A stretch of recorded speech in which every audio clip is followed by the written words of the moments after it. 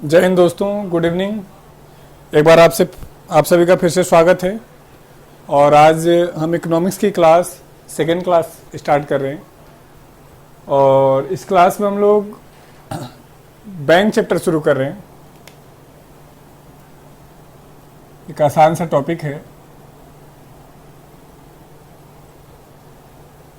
सामान्य बोलचाल में बैंक क्या होते हैं। नमस्ते, खुश रहिए सभी लोग, जय Hind.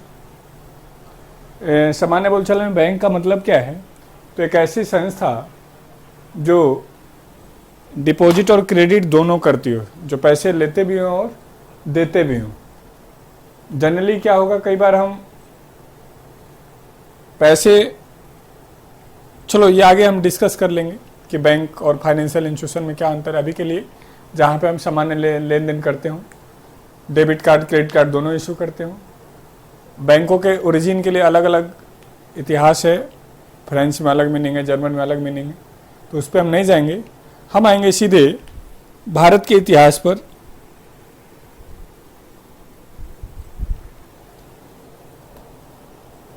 First bank of India, Bharat का पहला बैंक।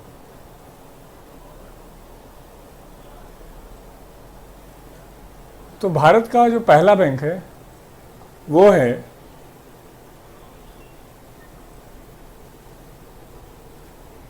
कि बैंक ऑफ हिंदुस्तान।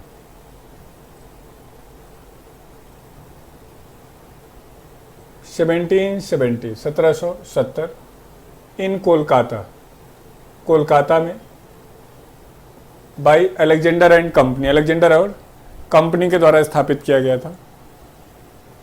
ये क्वेश्चन पूछ रहे हैं कि जब क्लोज्ड इकोनॉमी थी तो इंपोर्ट नहीं होना चाहिए था। अरे निकम्मे, थियोरेटिकली क्लोज थे, प्रैक्टिकली क्लोज नहीं हो सकते। थियोरेटिकली अभी हम सब क्वारंटाइन में है नहीं, प्रैक्टिकली हैं। थियोरेटिकली हम लॉकडाउन में है नहीं, प्रैक्टिकली हैं। हो ही नहीं सकते, ज़रूरतें हैं। तो उसी तरीके से देश theoretically no import no export कर रहा था, लेकिन प्रैक्टिकली क्या करना पड़ रहा था। सिलेबस क्या है? हाँ, ये एक अच्छा पॉइंट है। सिलेबस क्या है? आपने फेसबुक पे देखा हो, मैंने एक एक टॉपिक लिख दिया है। बैंक,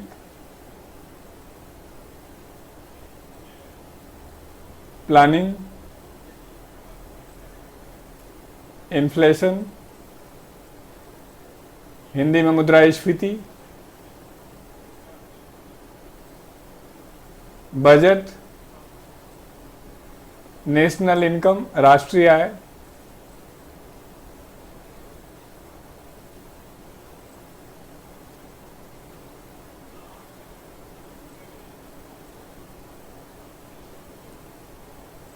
आपका फेसबुक नहीं है? ठीक, राष्ट्रीय आय, कोई बात नहीं, लिख देते हैं। आप जैसे बोलेंगे वैसे लिखा जाएगा, जो बोलेंगे वो पढ़ाया जाएगा, आप टेंशन न लें। बजट,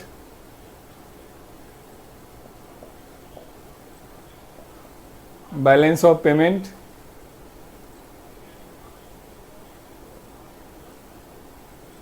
भुगतान संतुलन,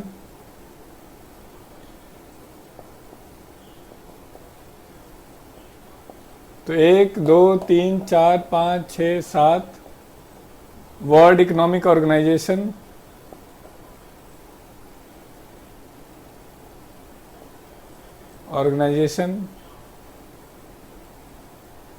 विश्व आर्थिक संगठन। टाइमिंग चेंज कर दें? क्या टाइमिंग करें बताओ? टाइमिंग बताएं आप लोग, क्या करें? आज थोड़ा जल्दी शुरू हो गया। मेरे पड़ोस में कोरोना हो गया है, घर के आसपास 8-10 केस मिले हैं 200 मीटर के डिस्टेंस में।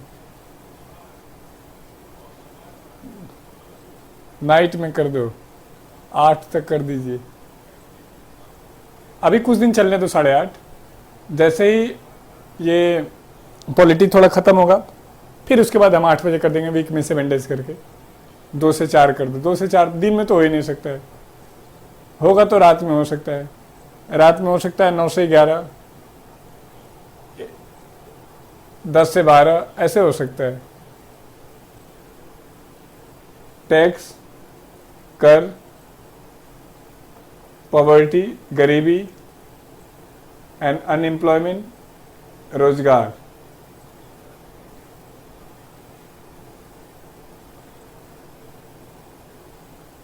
भले 3 घंटे पढ़ाओ लेकिन 8 बजे कर दो, 8 बजे तक,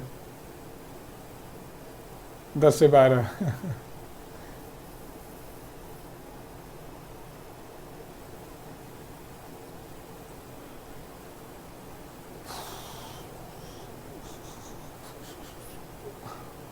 गरीबी और बेरोजगारी, डिमांड एंड सप्लाई, मांग और पूर्ति,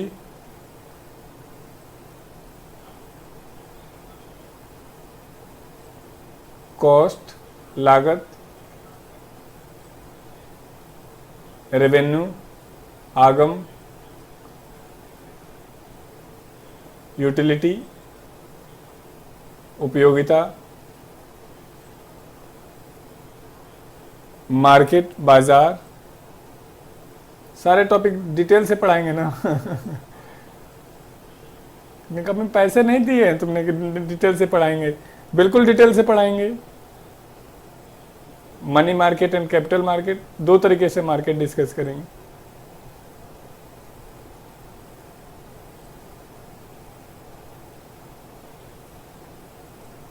और एक मिसलेनियस भी डिस्कस करेंगे जिसमें गवर्नमेंट की स्कीम भी हम बताएंगे। सर बैंकिंग का हो जाएगा क्या? पूरा हो जाएगा। अब यहाँ पे थोड़ा 2-3 बातें सीखो। ये जो टॉपिक है ये है यूपीएससी के लिए, ये है पीएससी के लिए, ये है बैंकिंग के लिए। इसी में एक टॉपिक और डाल दो, money market and capital market, मुद्रा बाजार और पूंजी बाजार।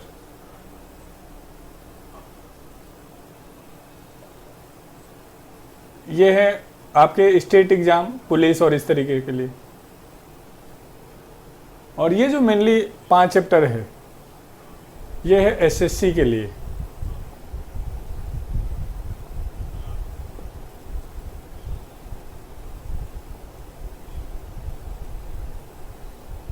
ये स्पेशली, और एसएससी के लिए सब। मतलब क्या हुआ, ये टॉपिक स्टेट एग्जाम के लिए जरूरत नहीं है, ये टॉपिक नॉन एसएससी एग्जाम के लिए जरूरत नहीं है, लेकिन वो सारे टॉपिक एसएससी नॉन एसएससी सबके लिए। और एसएससी की तैयारी कर रहे हैं तो सारा का सारा इंपॉर्टेंट है। क्या मेरी बात समझ पाए? आप अपने टारगेट के हिसाब से एसएससी कर रहे हैं तो सारा इंपॉर्टेंट है, एसएससी नहीं कर रहे हैं तो बाकी चीज़ें। सर आपने आंसर नहीं दिया, क्या क्वेश्चन है नवीन आपका? मेरे भाइयों दोस्तों बताइए, सर कितनी देर का हो गया, कितना निकल गया? अभी कुछ नहीं निकला, अभी तो शुरू ही हुआ है, 6:30 बजे क्लास शुरू होती। मेरे दोस्तों टॉपिक लिख लिया आपने? ओके। अच्छा, एक इसमें कोई बात नहीं पीयूष, इसमें ऑनलाइन क्लास में तो मज़ा है, कभी भी देख सकते हैं। इसमें आपको बहुत सारी चीज़ें नोट करते चलनी है। राम राम गुरुजी, बहुत सारी चीज़ें नोट करते चलनी है। हर चीज़ प्रिंटेड फॉर्म में नहीं मिलेगा, ये पहले बता दे रहा हूँ, क्योंकि इकोनॉमिक्स में हम बैच टू बैच बहुत ज़्यादा वेरिएशन रखते हैं। मैंने बहुत ही ज़्यादा, बड़ा बैच, अच्छा बैच, बहुत ज़्यादा डिटेल, छोटा बैच, नॉर्मल बैच, मूर्खों का बैच। तो उस हिसाब से आपका बैच बहुत बड़ा बैच है, लगभग आप लोग 1000 के आसपास हैं। आप कुछ निकम में जोड़ रहे होंगे कि 151 के हिसाब से 1000 रुपये बैच में तो ठीक ही है। सर प्लीज संडे को ऑफ रखिए। एग्रीकल्चर टॉपिक छूट गया। हाँ एग्रीकल्चर,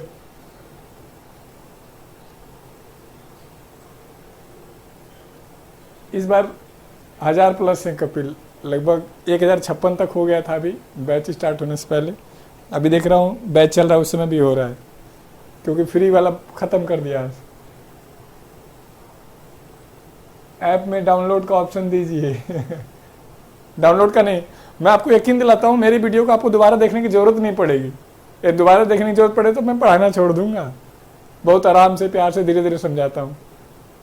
तब भी हमने 3 बार दिया है। डाउनलोड का ऑप्शन दे देंगे तो फिर फ़ायदा क्या होगा, फिर गड़बड़ा जाएगा। सर ये मत बोलिए सर, आपको सब कुछ पढ़ाना है, सब पढ़ाया जाएगा। सर जी सोचते हैं अच्छा सर धीरे धीरे स्टैटिक जीके में 2000 का टारगेट लेके चलेंगे। एक निकम्मा जोड़ भी रहा है 156 गुणा 151। चले,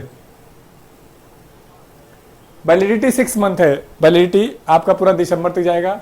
बल्कि सच बताऊं तो आपको हम वैलिडिटी खत्म भी नहीं करेंगे। हम जनरली वीडियो हटाते नहीं। जो लोग हमारे पुराने वीडियो लिए क्यों हटाए, वो तो मजबूरी है, प्रोफेशनली कहना पड़ता है कि इतने टाइम, क्योंकि मान लो कभी टेक्निकली इशू हो गया है कुछ, तो आप मेरे पे मेंटली प्रेशर नहीं डाल सकते जी आपने कहा था। चले अब हम टॉपिक को स्टार्ट करते हैं, ये सब तो चलते रहेंगे। तो मैंने कहा first bank of India, Bharat का पहला bank, bank of Hindustan, it was established in Kolkata.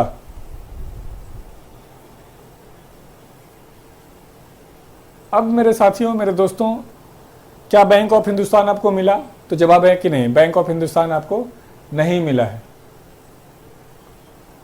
अब मेरे दोस्तों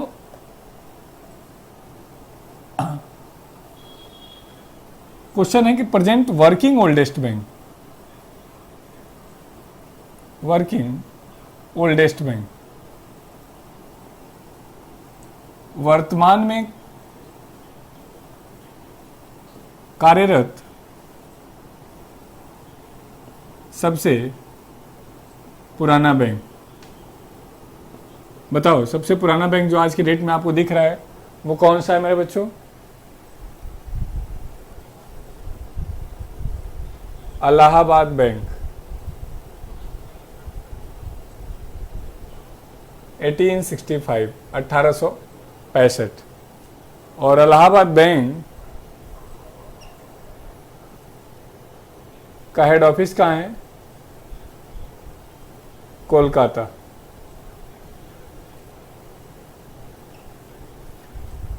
लेकिन ये दोनों के दोनों बैंक किसने शुरू किए थे? तो दोनों के दोनों बैंक शुरू किए थे मेरे दोस्तों, मेरे साथियों, किसने? अंग्रेजों ने। तो क्वेश्चन है कि भारतीयों के द्वारा शुरू किया गया पहला bank, first Indian participated bank, पहला प्रथम सहभागी बैंक, प्रथम भारतीय सहभागी बैंक, जिसमें कुछ पैसा भारतीयों का था और कुछ अंग्रेजों का था। तो ये था अवध कॉमर्शियल बैंक। ये भी काम नहीं करता है लेकिन ये था अवध कॉमर्शियल बैंक। और ये मेरे दोस्तों कब? 1881, 1881। अब क्वेश्चन है कि फर्स्ट कंप्लीट इंडियन बैंक, पहला पूर्ण भारतीय बैंक, इसमें सारा का सारा पैसा भारतीयों ने लगाया था। फर्स्ट कंप्लीट इंडियन बैंक, पहला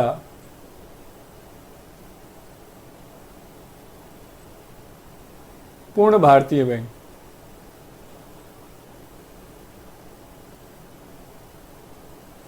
it was Punjab national bank, PNB,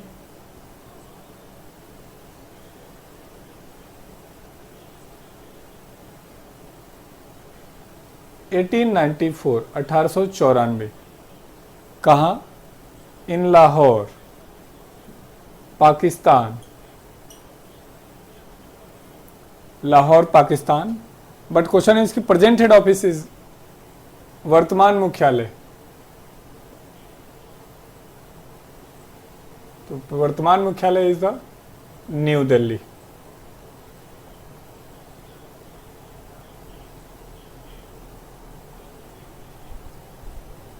$1885-1881 Awadh commercial bank 1881। अब मेरे दोस्तों इस पंजाब नेशनल बैंक में कई सारे भारतीयों ने पैसा लगाया था, जिसमें से एक नाम जो आपको जानना चाहिए वो है लाला लाजपत राय भी।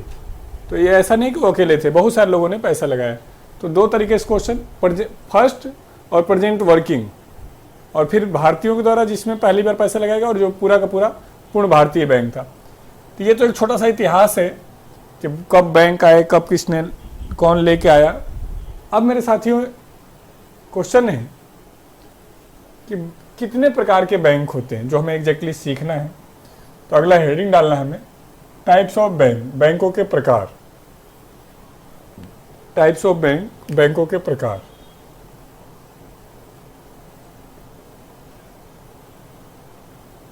तो बैंकों के प्रकार में पहला है सेंट्रल बैंक, केंद्रीय बैंक।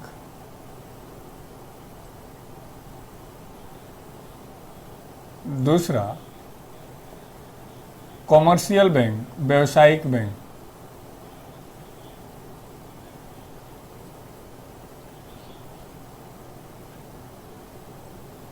व्यावसायिक बैंक। तीसरा कॉमर्शियल बैंक, व्यावसायिक बैंक। इंडस्ट्रियल बैंक, औद्योगिक बैंक। इसी में हम सिडबी, आईडीबीआई, ये एमएसएमई के लिए काम करने वाला बैंक, एग्रीकल्चर बैंक, कृषि बैंक,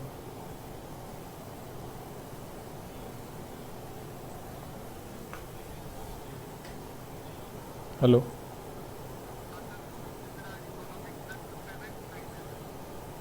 पेमेंट नहीं ले रहा है। एक व्हाट्सएप दमनीवाल सर का नंबर है, उनसे करो, वो तुरंत हेल्प कर देंगे। मैं क्लास में। और पांचवा है दैट इज पेमेंट बैंक, भुगतान बैंक। इतने टाइप के बैंक हम डिस्कस करेंगे और इसी बैंक में हम टाइप्स ऑफ मनी भी डिस्कस करने वाले हैं, मुद्रा के प्रकार। चलिए, ये टाइप्स ऑफ बैंक के बाद आप मेरा लिखें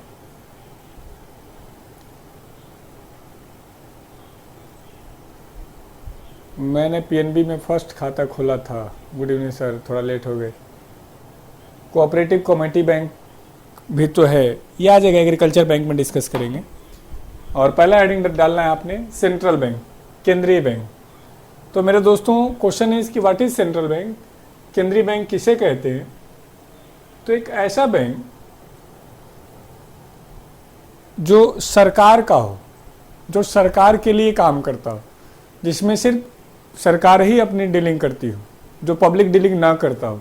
तो हम लिखते हैं, इसका नोट्स कहाँ मिलेगा, नोट्स नहीं मिलेगा इकोनॉमिक्स में।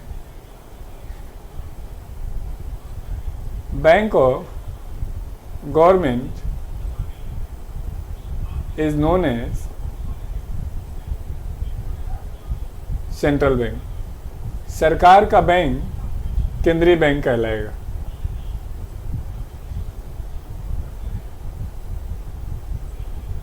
सरकार के बैंक को हम क्या कहते हैं, केंद्रीय बैंक कहते हैं।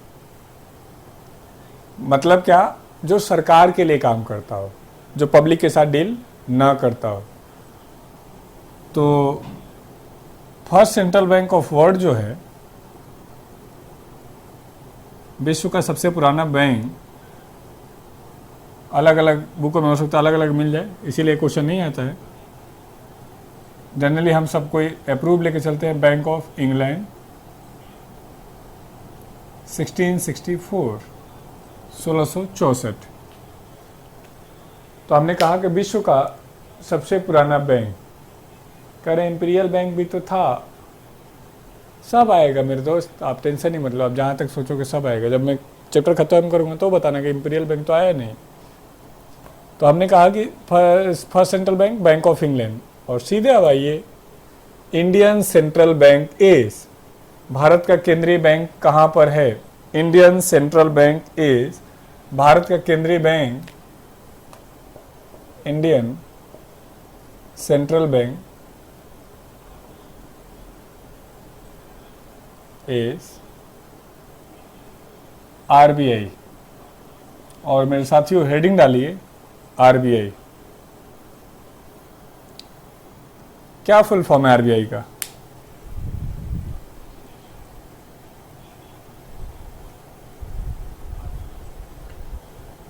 What is the full form of RBI? तो बहुत सारे लोग कह रहे हैं जब से मोदी जी आए हैं तब से इसका फुल फॉर्म हो गया है Reliance bank of India, Bharat का रिलायंस बैंक। तो जवाब है नहीं, रिजर्व बैंक ऑफ इंडिया, भारतीय reserve bank. It was established on 1 April 1935 by RBI act 1934।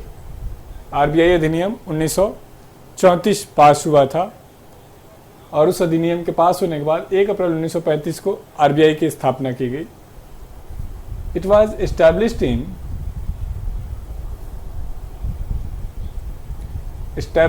इन कोलकाता, इसकी स्थापना कोलकाता में की गई थी। But present head office is, वर्तमान मुख्यालय इज मुंबई। फ्रॉम 1937, 1937 से। It was established by the suggestion of Young Hilton Committee। Young Hilton समिति के सिफारिश पर नियुक्त किया गया। इस कमेटी ने कहा था कि देश को एक अपना सेंट्रल बैंक बनाना चाहिए। दूसरा आता है कितने पैसे से इस्टेब्लिश किया गया? तो it was established by the capital of 5 crore, 5 crore के रुपए से शुरू किया गया था। बल्कि हम बताएं सारा का सारा पैसा शेयर के रूप में आया था। एक शेयर 100 रुपये का था, तो कुल कितने शेयर बनेंगे? तो 5 लाख। इतना डिटेल में नहीं जानना है, सिर्फ ये आपको जानना है कितने रुपए शुरू किया गया था, 5 करोड़ रुपए से। दूसरा, आरबीआई के हेड को हम, head of RBI is known as governor. RBI के मुखिया को हम गवर्नर कहते हैं। And first governor was sir Osborne Smith. Osborne Smith थे। और साथियों ये ब्रिटिशर्स थे। फर्स्ट इंडियन गवर्नर, पहले भारतीय, तो it was the CD Deshmukh. CD Deshmukh थे। और ये 1943 से 48 के बीच में रहे हैं। यानी हम आपसे एक क्वेश्चन ये भी पूछ सकते हैं कि आज़ादी के टाइम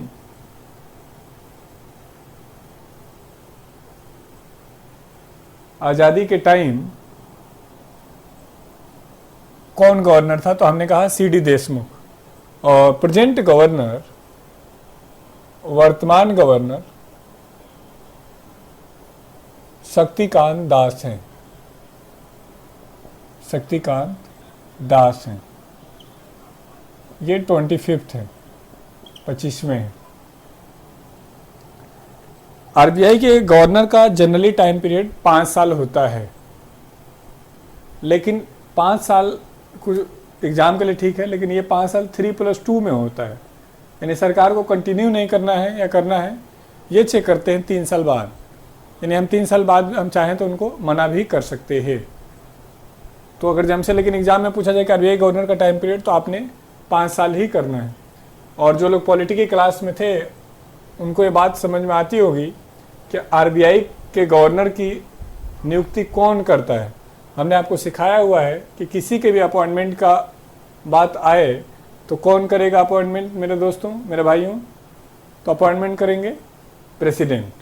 चलो, और एक क्वेश्चन और हमें यहाँ जानना चाहिए कि आरबीआई का नेशनलाइजेशन कब हुआ, राष्ट्रीयकरण, नेशनलाइजेशन ऑफ आरबीआई, आरबीआई का राष्ट्रीयकरण जब किसी प्राइवेट संस्था को गवर्नमेंट अपने कंट्रोल में कर लेती है तो ऐसी स्थिति को हम कहते हैं नेशनलाइजेशन। प्राइवेट संस्था को सरकार के द्वारा एक्वायर करना, राष्ट्रीयकरण।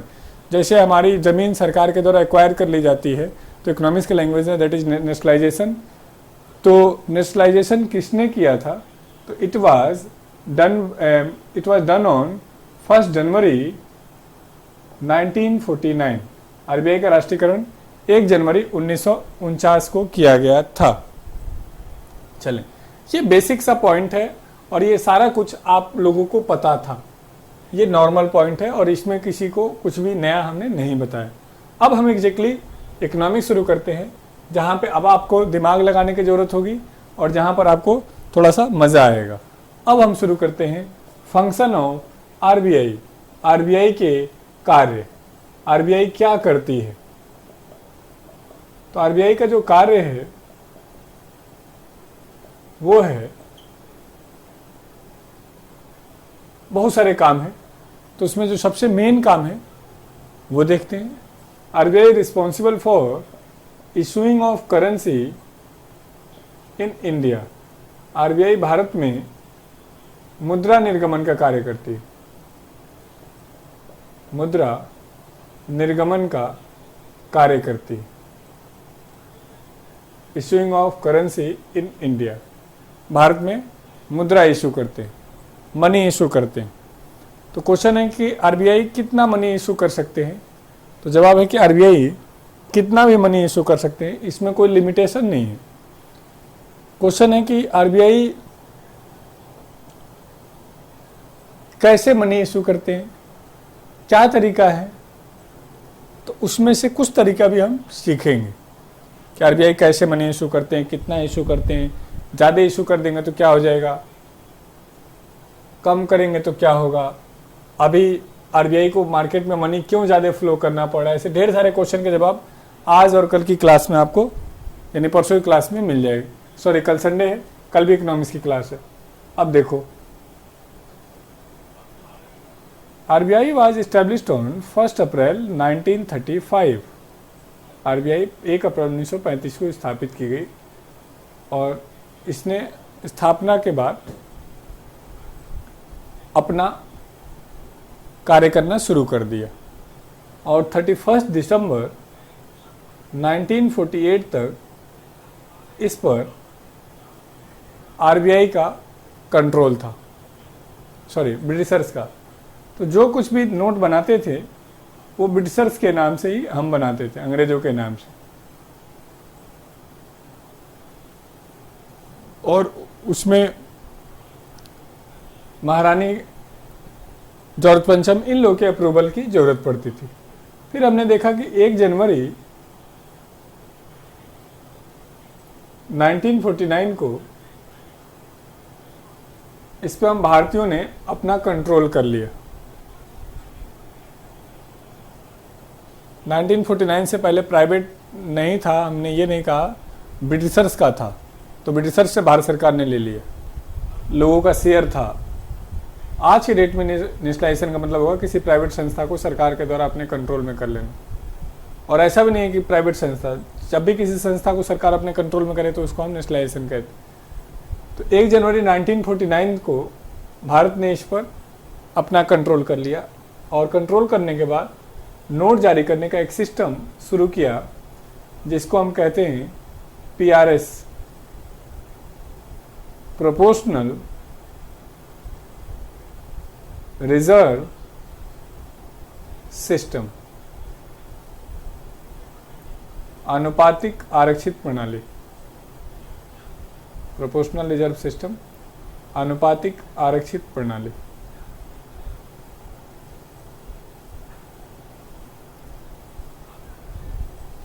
ये प्रणाली कहती है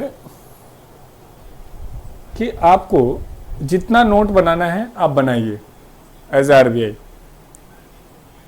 एक दो बातें अभी पहले क्लियर कर दूं, अभी बीच में मत क्वेश्चन पूछना, बस सुनते रहना, अभी जब बोलूं तब पूछना, अपने क्वेश्चन याद करके रखना। एक, क्या आरबीआई कितने में नोट छाप सकती है? तो जवाब है कि हाँ, जितने चाहे उतने छाप सकती है। ज़्यादा छाप देंगे तो क्या आ जाएगा? इन्फ्लेशन आ जाएगा, महंगाई आ जाएगी। तो नोट कैसे छापे जाते हैं? नोट छापने के लिए जीडीपी को ध्यान में रखा जाता है और देश के इन्फ्लेशन रेट को ध्यान में रखा जाता है। जनरली फॉर्मूला है कि देश में यदि 100 रुपये की वस्तु बने, यानी जीडीपी बने, गुड्स और सर्विस बने, और महंगाई 4% से 6% के बीच में हो, तो नोट हम 110 रुपये का छाप सकते हैं। यानी एक पॉइंट आपने क्या सीखा? जितना चीज़ों का सप्लाई होगा उससे ज़्यादा पैसा मार्केट में डाला जाता है ताकि डिमांड और सप्लाई का साइकिल चलता रहे। अभी के लिए बस ये पॉइंट, क्या कि आरबीआई कितना भी नोट छाप सकती है? जवाब है कि हाँ, आरबीआई कितना भी नोट छाप सकती है। और हमने कहा कि जितना नोट बनाना है आप बनाइए, बस जब जब नोट बनाएंगे तो उसके एवज में 40% आपको गोल्ड रिजर्व रखना होगा, आरक्षित रखना होगा। कौन रखेगा? आरबीआई। किसके पास? खुद के पास, ताकि आप लोगों को गारंटी देने की स्थिति में हो।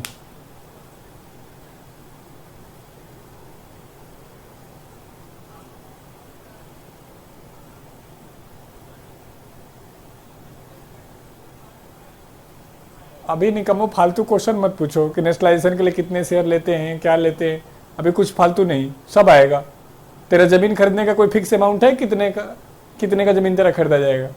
नेशनलाइजेशन के लिए क्या शेयर है? अभी फालतू एक भी क्वेश्चन नहीं, अभी जो पढ़ा रहा हूँ वो पूछो। लास्ट में जब बोलूँगा क्वेश्चन सेशन तो पूछना। और जो लोग बोल रहे हैं कि मेरे क्वेश्चन का जवाब नहीं है, सारे क्वेश्चन का जवाब आएगा। आप पेशेंस रखें, जो निकम्मे नए हैं उन्हीं को दिक्कत है। मैं आपको यकीन दिलाता हूं कि आपकी सोच जहां तक जाएगी वहां तक मैं लेके चलूंगा आपको। मुझे पता है कि आप कहां तक सोच सकते हैं। 12 साल 13 साल हो गए यही पढ़ाते हुए मेरे भाई।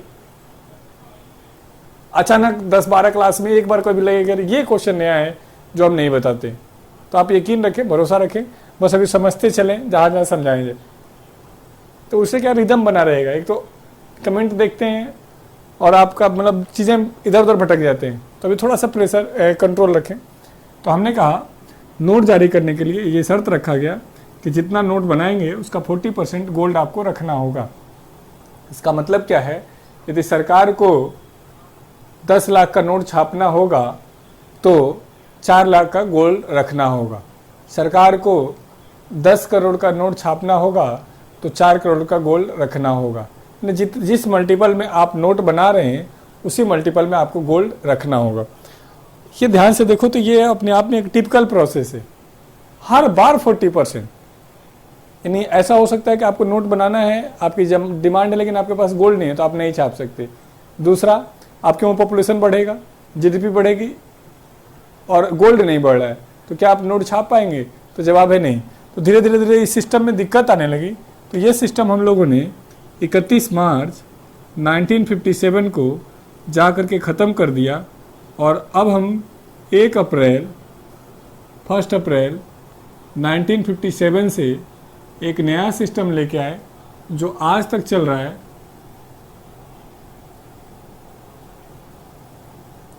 MRS system. MRS is minimum reserve system, न्यूनतम आरक्षित प्रणाली। ये करें कि हर बार रिजर्व रखना मुश्किल है। जैसे मैं कहूँ कि जितना कमाएं उतना हर बार दें, नहीं, एक बार दे दें, बात खत्म, और उसके बाद कमाते रहें। तो इन्होंने भी यही कहा कि एक बार आप रखें। और कितना रखा गया है? तो ये है मिनिमम कैपिटल, न्यूनतम पूंजी, जो 1957 में आरबीआई ने अपने पास रखी 200 करोड़। इस 200 करोड़ में 115 करोड़ का गोल्ड और 85 करोड़ का फॉरेन सिक्योरिटी, विदेशी प्रतिभूति, फॉरेन सिक्योरिटी का मतलब है डॉलर, पौंड, यूरो यानी विदेशी करेंसी रखने की बात होती है।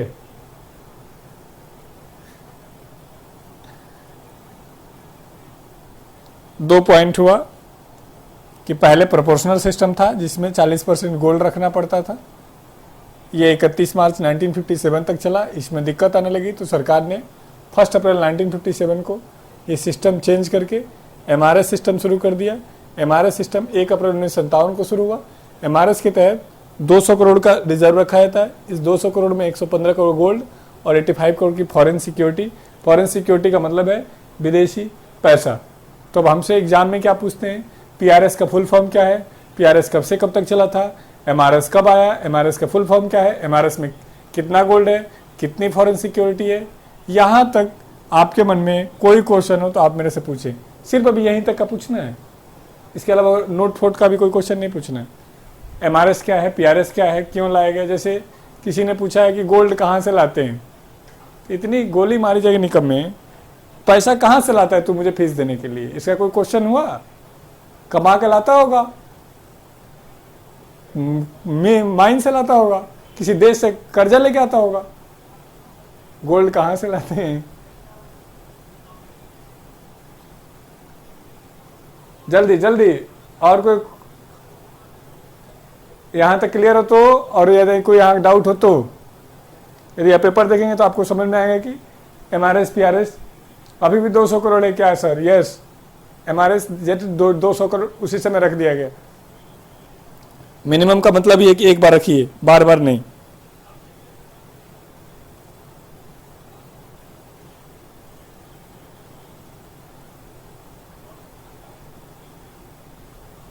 एमआरएस में परसेंटेज नहीं है, गोल्ड ही क्यों रखते हैं। अभी भी 200 करोड़ है क्या सर। यस, 200 करोड़ तो बहुत कम है। हाँ, 200 करोड़ कम है, इससे ज़्यादा तो हमारे नेताओं के पास है ना। बिल्कुल।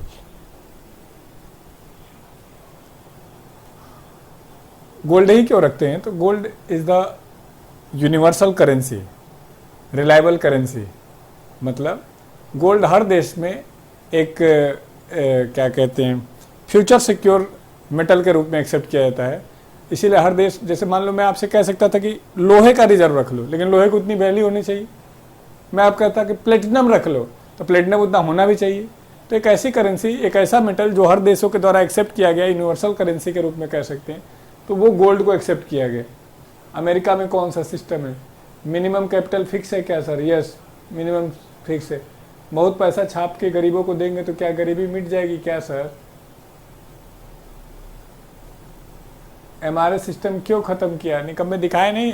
प्यारे सिस्टम क्यों खत्म किया, गोल्ड इतना नहीं ला पा रहे थे, जितनी तेजी से डिमांड जितनी थी उतनी तेजी से हम मनी को सप्लाई नहीं कर पा रहे थे, क्योंकि उतना हमारे पास गोल्ड नहीं था। चलें, 200 करोड़ किसके पास है, आरबीआई के पास है रिजर्व के रूप में। सर पीआरएस कब से कब तक, एक बार और बता दो। निकम्मे मजाक चल रहा है, पीआरएस कब से कब तक दिख नहीं रहा, कब से कब तक। पैसा वसूल विद्यार्थी मत बनो भाई। अब हम पूछ रहे हैं वो बताओ। पहला, what is ratio of gold and foreign security. Gold और फॉरेन सिक्योरिटी का रेशियो कितना बनेगा।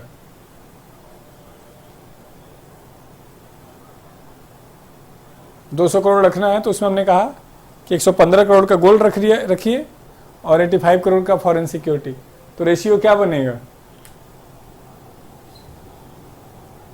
तो 23:17।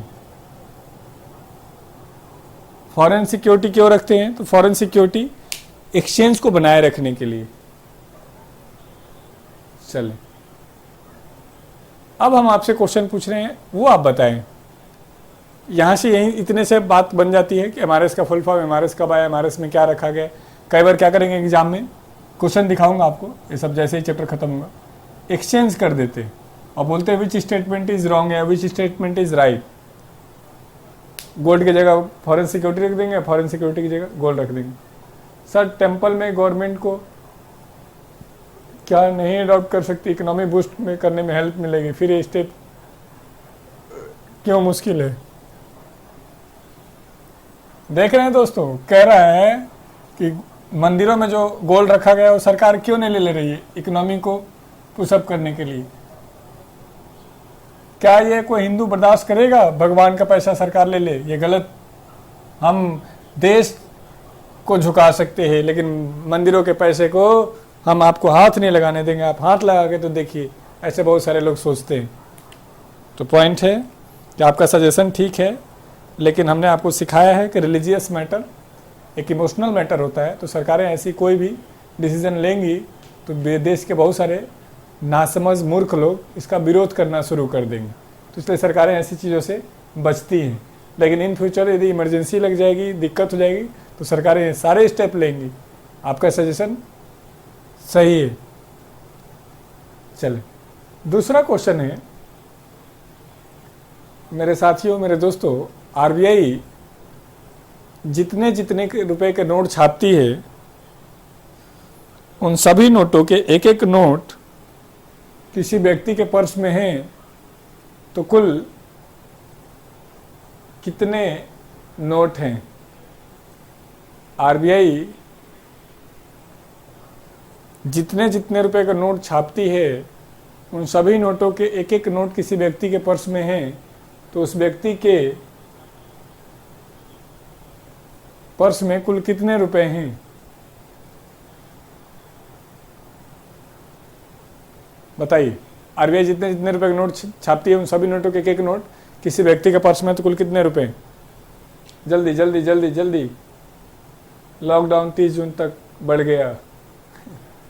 लॉकडाउन बहुत लंबा जाने वाला है मेरे बच्चों। बहुत आराम से, प्यार से अपने पैसे को खर्च करना है, अपनी फैमिली के साथ टाइम एंजॉय करना है। एक जवाब आया 288 2888। किसी और का कोई जवाब? 2885 288। फॉरेन सिक्योरिटी को एक्सप्लेन कर दो। मैंने कहा फॉरेन सिक्योरिटी का मतलब विदेशी पैसा, कुछ भी रख सकते हैं, डॉलर, पाउंड, यूरो। सर दूध चढ़ा के वाटर को वेस्ट करते हैं लेकिन गरीबों को नहीं दे सकते। 2886 2885। आप पिज्ज़ा खाते हैं तो क्या गरीबों को दे देते हैं कि नहीं हम पिज्ज़ा नहीं खाएंगे, नमक रोटी खा लेंगे? ऐसे क्यों कह रहे? 2880। चले देखते हैं। अब क्वेश्चन है कि आरबीआई कितने रुपए तक के नोट जारी कर सकती है? तो आरबीआई अथोराइज्ड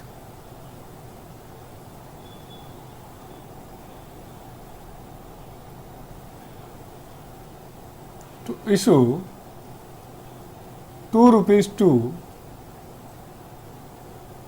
10,000 रुपीज नोट्स।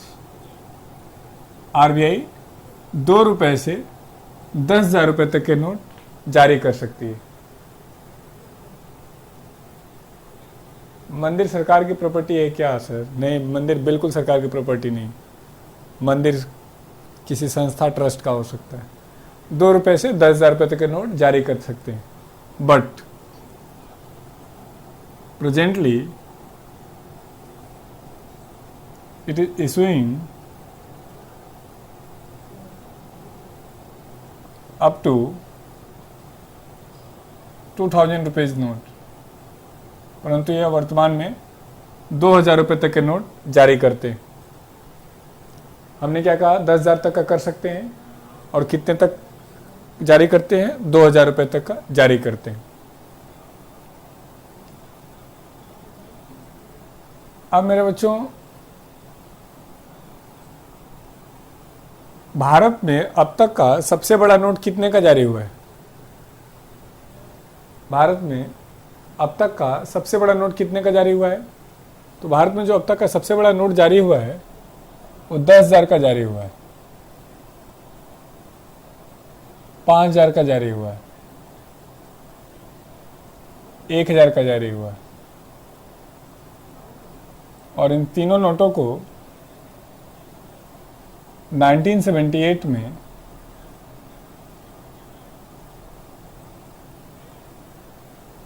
सरकार ने खत्म कर दिया था।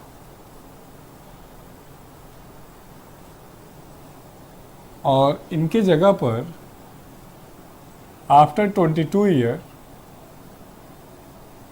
ईयर 2000 एडी से 1000 का नोट दोबारा जारी किया गया और 500 का चलता ही था और 100, 50, 20, 10, 5, 2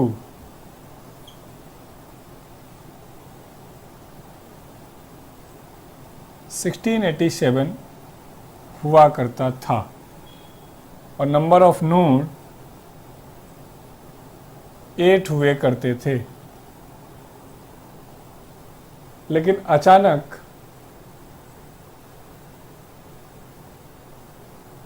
राकेश क्वेश्चन क्या था, आप दोबारा कमेंट करके दीजिए।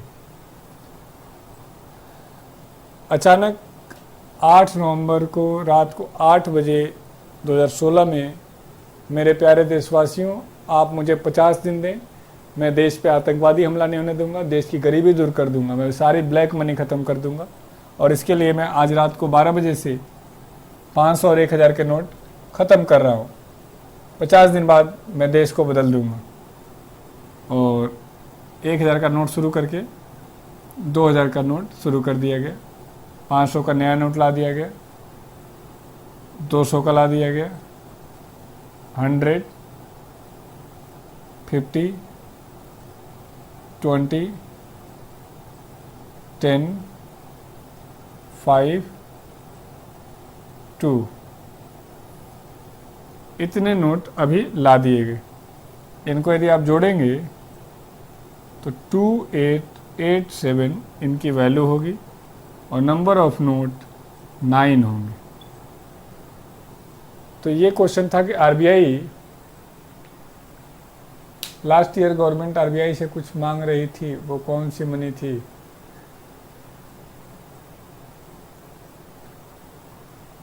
कौन सी मनी मांग रही थी? रिजर्व मनी मांग रही होगी। अब ये क्या बताए कौन सी मनी थी? लोन ले रहे होंगे, हमेशा लेते, अभी भी ले रहे हैं। तो how many note issued by RBI? 9। Total value 2887। यहाँ तक किसी का कोई क्वेश्चन हो तो बताएं, नहीं तो हम आपसे क्वेश्चन पूछते हैं। जैसे 500, 1000 और 5000, 10,000, 5000 और 1000 के नोटों को क्यों बंद कर दिया गया? तो बड़े नोट होने से मार्केट में ब्लैक मनी बनता है। बड़े नोट होने से नोटों को छिपाना आसान होता है। यही कारण है कि जब सरकार ने 1000 का बंद करके 2000 का चालू किया तो कोई इकोनॉमिस्ट इसको लॉजिकली साबित नहीं कर पाया, क्योंकि नोट बदलते जाते हैं, बंद किए जाते हैं फेक करेंसी को रोकने के लिए, मार्केट की ब्लैक मनी को बाहर निकालने के लिए। तो बड़े नोट यदि होंगे तो छिपाना आसान होगा, ब्लैक मनी ज़्यादा होगा। जैसे उस समय का 10,000 आज के 5 लाख के बराबर होगा। तो हम इस सोच से हमने इसको बंद कर दिया था। 1 रुपये का कौन करता है? अरे रुक जाने का, मैं 1 रुपये का कौन करता है, पहले ये देखो ना। बड़ी बेचैनी रहती है। रुक जाओ, सारा जवाब मिलेगा। 1 रुपये कौन करता है, क्या करता है। तो यहाँ तक क्लियर हो गया कि भारत में अब तक कितने तक का जारी कर सकते हैं, कितने तक का करते हैं, अभी सबसे बड़ा कौन सा है, मल्टीपल कितने हैं, सारा का सारा बता दिया गया। 15 लाख हर एक के अकाउंट में आएगा। सब अपना जीवन बचा के रखो।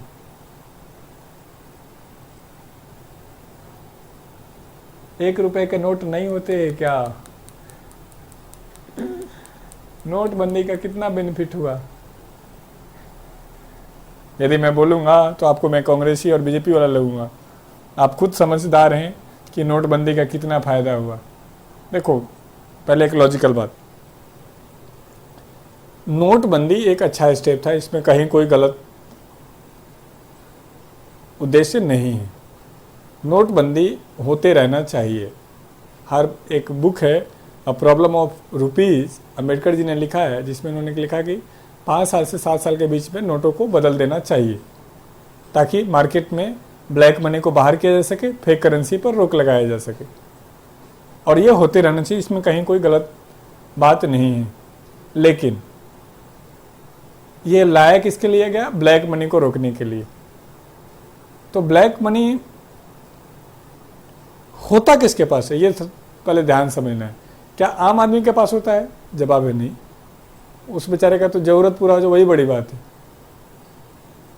तो नोट आम ब्लैक मनी उन लोगों के पास है जो सत्ता में है, उन लोगों के पास है जो सिस्टम में है। तो जो सत्ता में है, सिस्टम में है, उसके पास ब्लैक मनी तभी हुआ है जब उसके पास दिमाग है। सीधा साधा आदमी करप्शन नहीं कर सकता है। तो आप कोई भी लॉ लेके आओ, हम उसका मिसयूज करके उसका फायदा उठा लेंगे। यानी ये एक अच्छा कार्यक्रम होते हुए भी इसको हम सफल नहीं बना पाए। तो उसके लिए मोदी जी या सरकार को दोष देने की जरूरत नहीं है।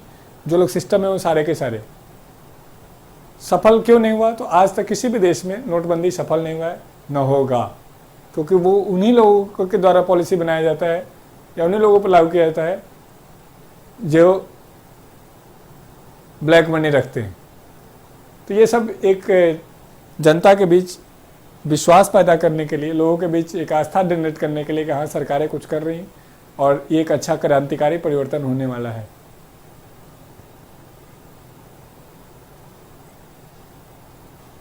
नोटबंदी 1 रुपये का नोट नहीं होता। नोटबंदी के कितने बेनिफिट हुआ? 5G स्टूडेंट 1500 के नोट कब जारी किए गए थे? सर क्या गवर्नमेंट फिर से बड़ा नोट जारी करेगी?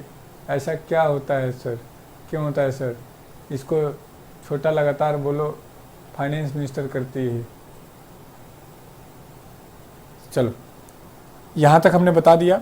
अब एक क्वेश्चन था कब जारी किए गए थे, तो ये अलग अलग ईयरों में जारी किए थे। ये क्वेश्चन नहीं बनेगा, कोई 1900 में किया गया, कोई 1910 में किया गया, तो अलग अलग समय में अलग अलग।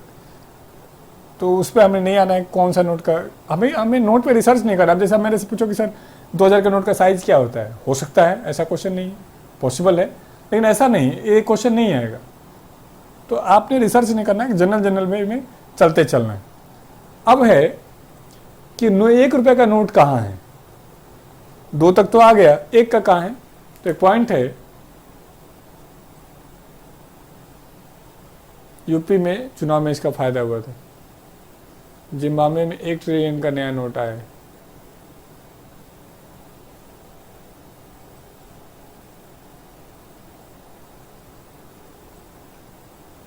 Note of 1 rupees and all coins issued by finance ministry. सभी सिक्के और 1 रुपये का नोट वित्त मंत्रालय के द्वारा जारी किए जाते हैं, मिनिस्ट्री ऑफ फाइनेंस, एंड तथा साइन बाय सेक्रेटरी ऑफ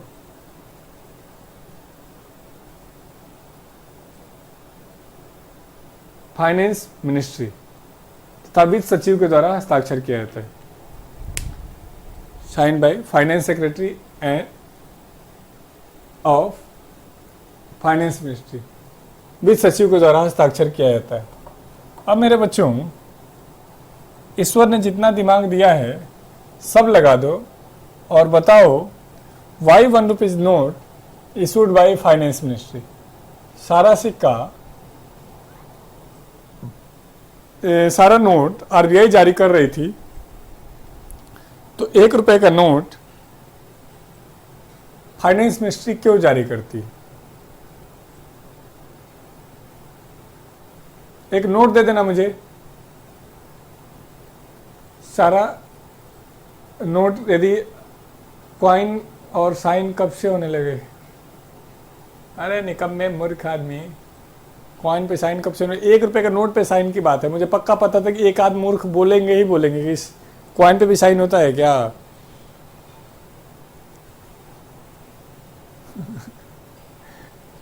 तरुण तुम सही कह रहे थे। तरुण ने कुछ कमेंट किया था ऐसे क्वेश्चन पूछने वालों के लिए।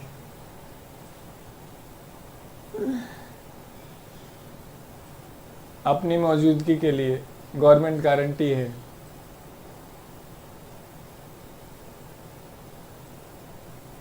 बिकॉज फाइनेंशियल इमरजेंसी के टाइम उसी की वैल्यू डाउन होगी, बाकी सही करेंसी की वैल्यू डाउन हो जाती है। खुश करने के लिए, टू फिलफिल द डिमांड। चलें, लगभग ठीक ठीक जवाब दे रहे हैं। उमेश, तो इस बात को सीखने के लिए एक पॉइंट सीखते हैं। मनी, एक नोट चाहिए, note note note 500, 1000, 200, 50। First time eco में आ जाऊंगा लेवल पे। सर मार्केट में कॉइन का डिमांड क्यों है? सर मनी, मुद्रा दो तरीके की होती है। एक होता है टोकन मनी,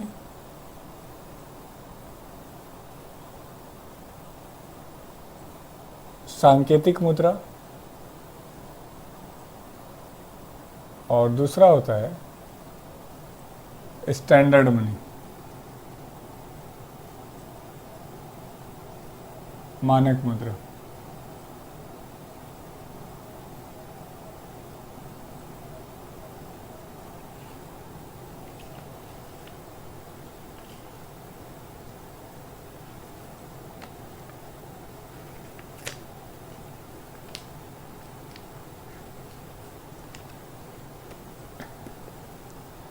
चले, अपने अपने जो आपके पास नोट हो उस नोट को निकाल के अपने पास रखें। 10, 20, 50, 100, 1000, 5000, 2000। जरूरत है, कुछ समझाना है।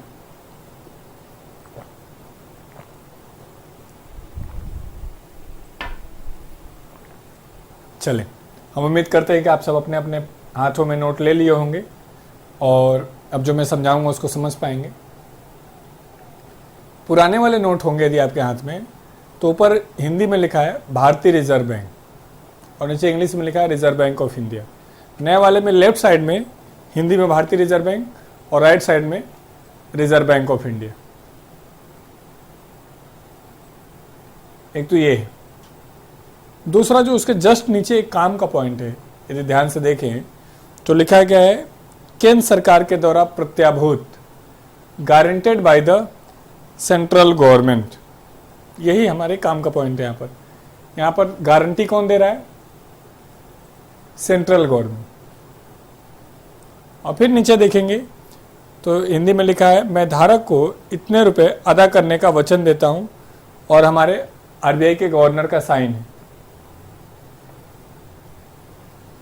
कुछ लोग कह रहे हैं पैसा नहीं है पैसा नहीं है, सब ठीक हो जाएगा, भगवान भरोसा रखो। और नीचे लिखा है I promise to pay the bearer the sum of, मैं धारक को इतने रुपए अदा करने का वचन कर रहा हूं। यहां दो बातें ध्यान देने वाली हैं।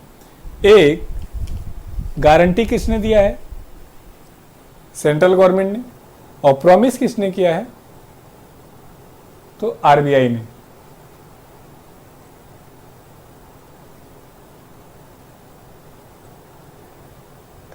पांच का चलेगा? कोई सा भी चलेगा, नोट होना चाहिए, एक का छोड़ के।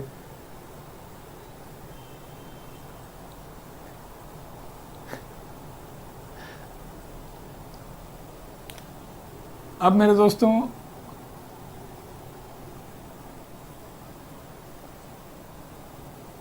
पूछ रहे हैं कि बड़े लोग पैसा क्यों नहीं रखते कैश, अपने असिस्टेंट से क्यों मांगते? ये तो बड़े लोग बता पाएंगे।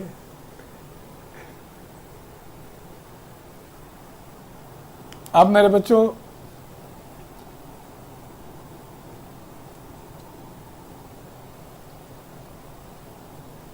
ये प्रॉमिस या गारंटी इसलिए है क्योंकि हमारा नोट क्या है? टोकन मनी है, सांकेतिक मुद्रा है।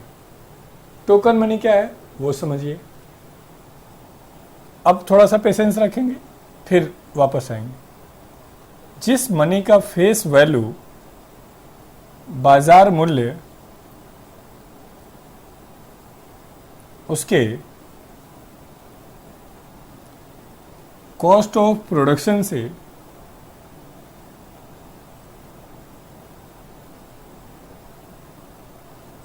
ज़्यादा हो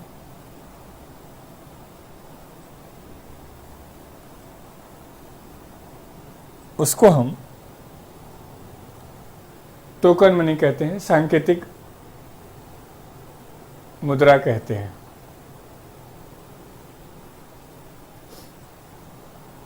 अब ये क्या है? क्या 500 का नोट बनाने में 500 रुपये लग गया? तो जवाब है नहीं। क्या 2000 रुपये का नोट बनाने में 2000 रुपये लगा? तो जवाब है नहीं। 50 रुपये का नोट बनाने में 50 रुपये लगा? तो जवाब है नहीं। तो हर वो मनी जो विश्व के देश यूज कर रहे हैं उन सभी को हम जनरली टोकन मनी कह रहे हैं। जितने पेपर करेंसी है, पेपर मुद्रा या कॉइन ऑफ नॉर्मल मेटल,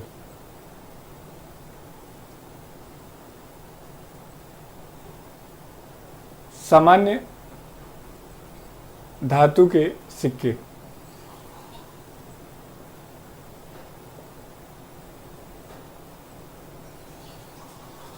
ये सारे के सारे क्या है? Token money. मतलब वो कागज ही है, कागज के अलावा उसकी कोई वैल्यू नहीं है। वो नॉर्मल धातु है, धातु के अलावा उसकी कोई वैल्यू नहीं है।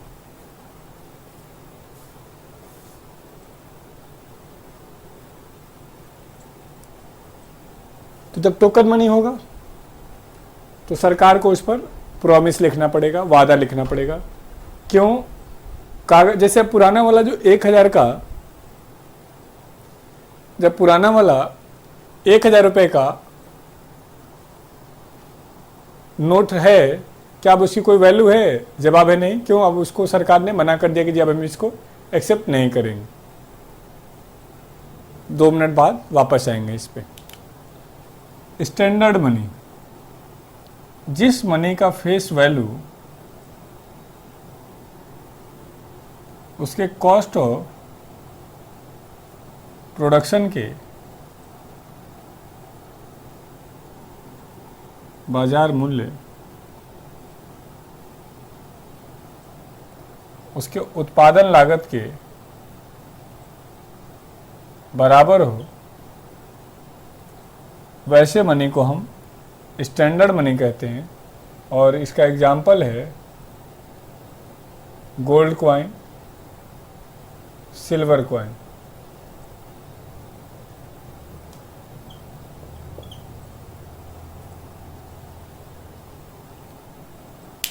तो हमने कहा जिस मनी का फेस वैल्यू उसके कॉस्ट ऑफ प्रोडक्शन से ज़्यादा होता है उसको हम टोकन मनी कहते हैं, और जिस मनी का फेस वैल्यू और कॉस्ट ऑफ प्रोडक्शन सेम होता है उसको हम स्टैंडर्ड मनी कहते हैं।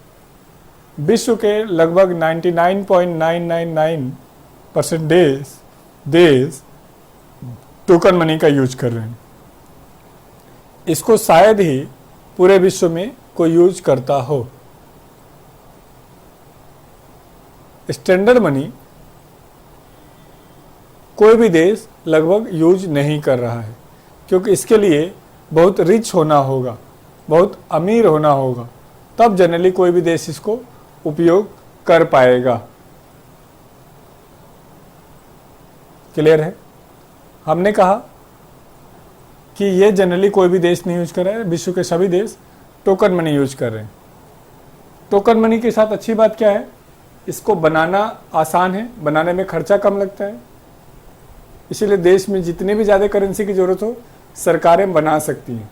इसके लिए क्या है? देश को बहुत अमीर होना होगा, सरकार इतना गोल्ड या सिल्वर नहीं ला सकती। दूसरा, इसमें जितना रुपए लिखा होगा उतने में ही चलेगा। इसमें क्या है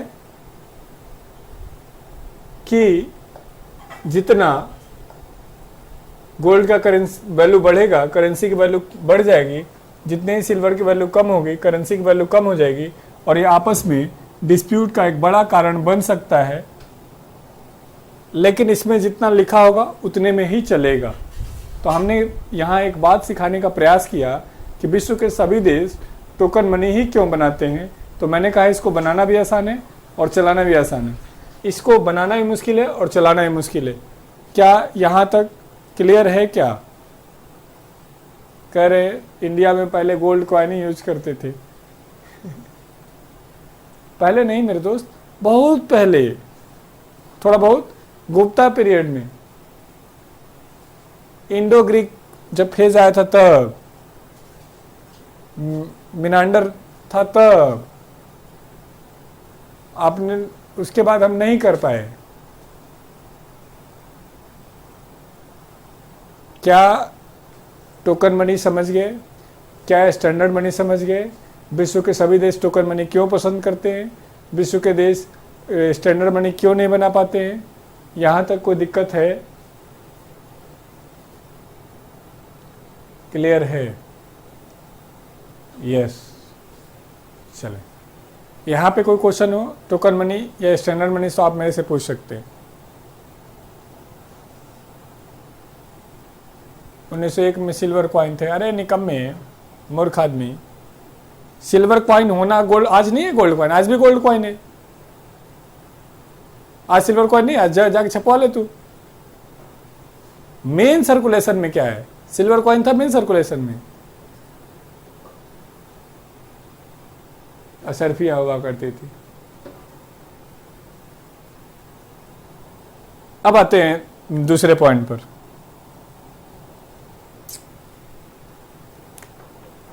टोकन मनी के साथ एक प्रॉब्लम है, इसमें फेक करेंसी बनेगी, नकली मुद्रा।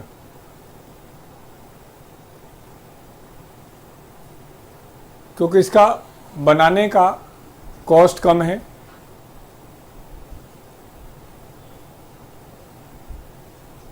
इसीलिए जब आपको फेक करेंसी देखेंगे तो बड़ी करेंसी का देखेंगे।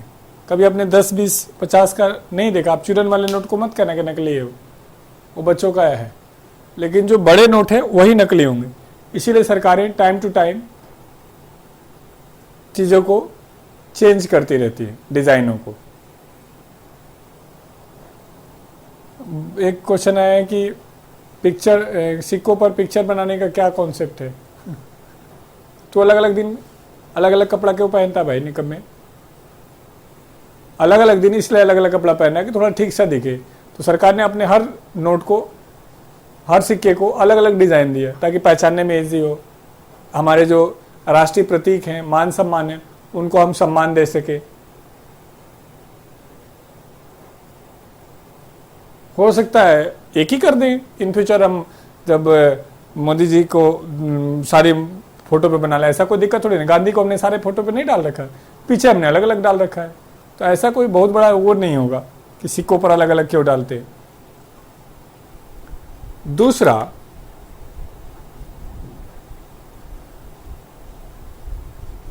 सरकारें कौन सा मनी बतान,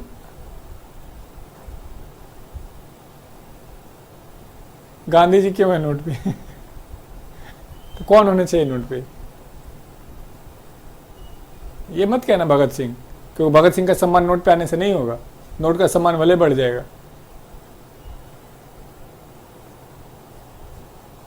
सर फेक करेंसी की कम वैल्यू वाली हो तो फिर कम वैल्यू वाली बना ले भाई, सजा तो उतना ही होगा, चाहे फेक करेंसी बड़ी करेंसी का बनाया छोटी करेंसी का। जब सजा उतना ही है, खर्चा लगभग उतना ही है, तो छोटी का बनाया छोटी का बना ले। ऐसा कहाँ लिखा गया कि बड़ी का ही फेक करेंसी बनाना? छोटी का बना लो, अपने ऊपर है।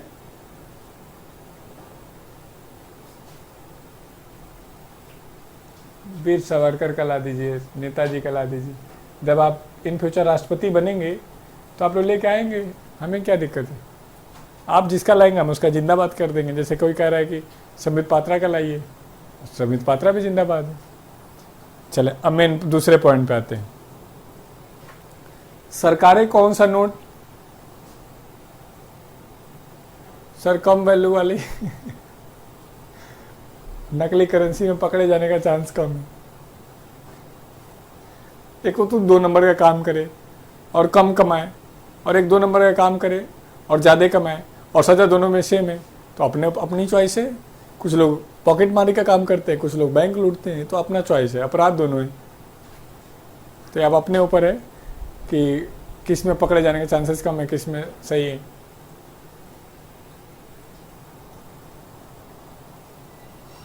सरकारें कौन सा नोट छापना पसंद करती हैं? Token money. लेकिन हमारे आपके लिए रिस्क कम किस में है? सिक्के लोग नकली बनाते हैं 10 के। बिल्कुल सही बात है। गरीब लोग, दिल्ली में तो एक पूरा मशीन बेचता था चांदनी चौक में 10 के नकली सिक्के बनाने के, मेटल भी देता था और 2 रुपये 2.5 रुपये पे खरीद भी लेता था और सर्कुलेट भी करता था। तो पॉइंट क्या था कि व्यक्ति, सरकार अपनी इच्छा के हिसाब से कर सकते हैं कि कौन सा नकली नोट जाएगा, कौन सा असली नोट जाएगा। दूसरा क्या है कि ये तो हुआ नकली और असली। हाँ, मैं कह रहा था सरकारें कौन सा नोट चलाना पसंद कर रही हैं? तो सरकारें पसंद कर रही हैं टोकन मनी।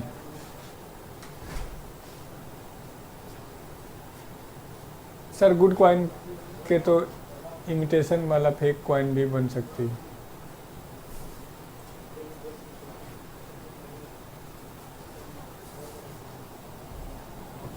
सरकारें कौन सा पसंद करें? Token money. और हम और आप कौन सा पसंद करेंगे? रिस्क इसमें कम है, स्टैंडर्ड मनी में। तो इसको हम कहते हैं गुड मनी, अच्छी मुद्रा।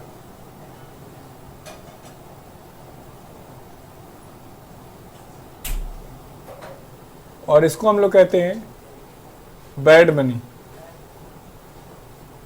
बुरी मुद्रा।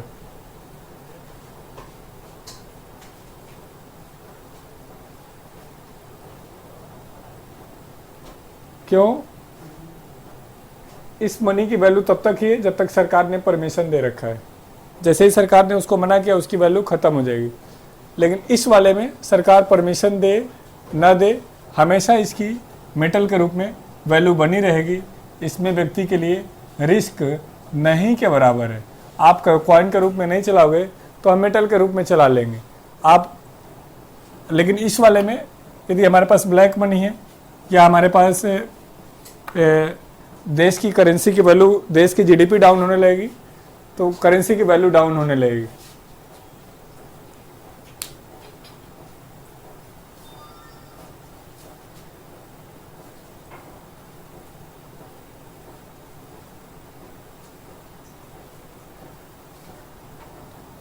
बना लेना, चाय बना लेना भाई।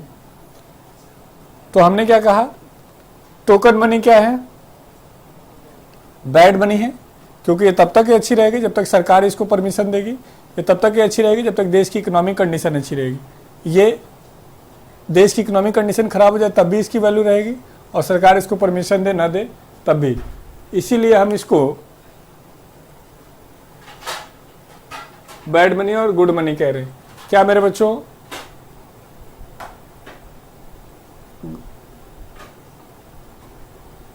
बैड मनी और गुड मनी समझ पाए?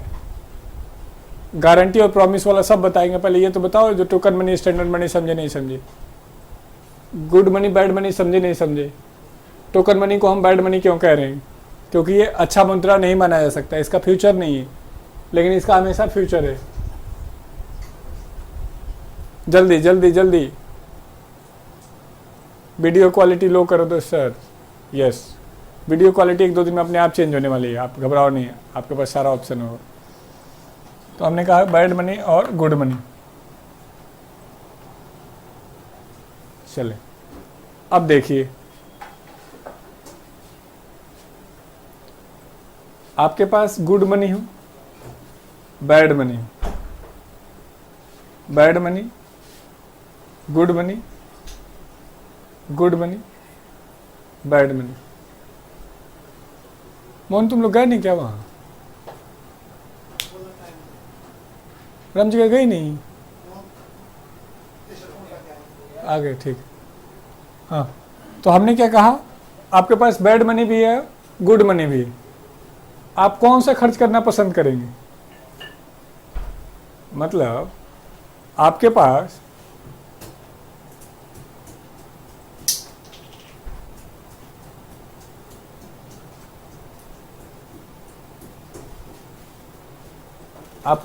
बैड मनी हो और गुड मनी भी हो, तो आप कौन सा खर्चा करना पसंद करेंगे?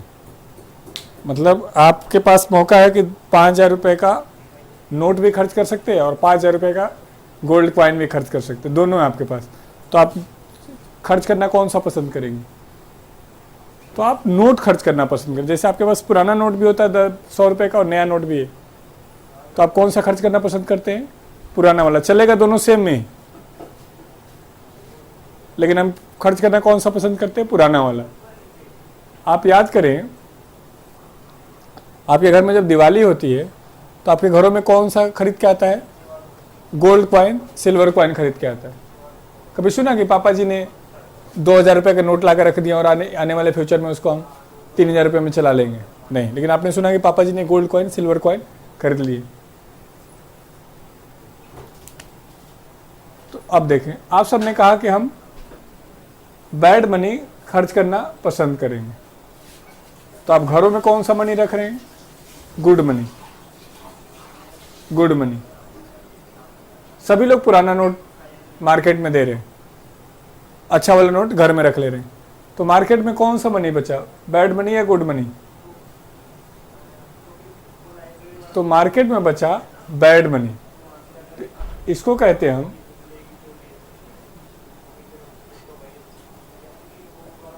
Bad money drives out good money from market. बुरी मुद्रा अच्छी मुद्रा को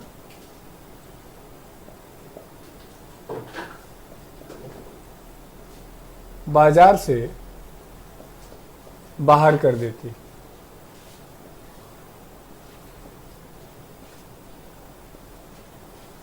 मार्केट में कौन सी मनी चल रही है? Bad money.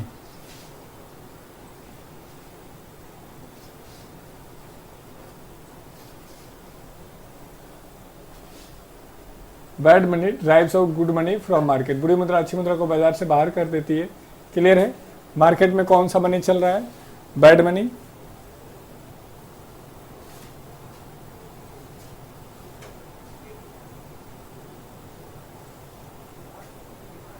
चलो, ये बात सबसे पहले किसने कही थी? तो ये बात सबसे पहले ग्रेसम ने कही थी। तो इसी को हम कहते हैं ग्रेसम्स लॉ, ग्रेसम का नियम।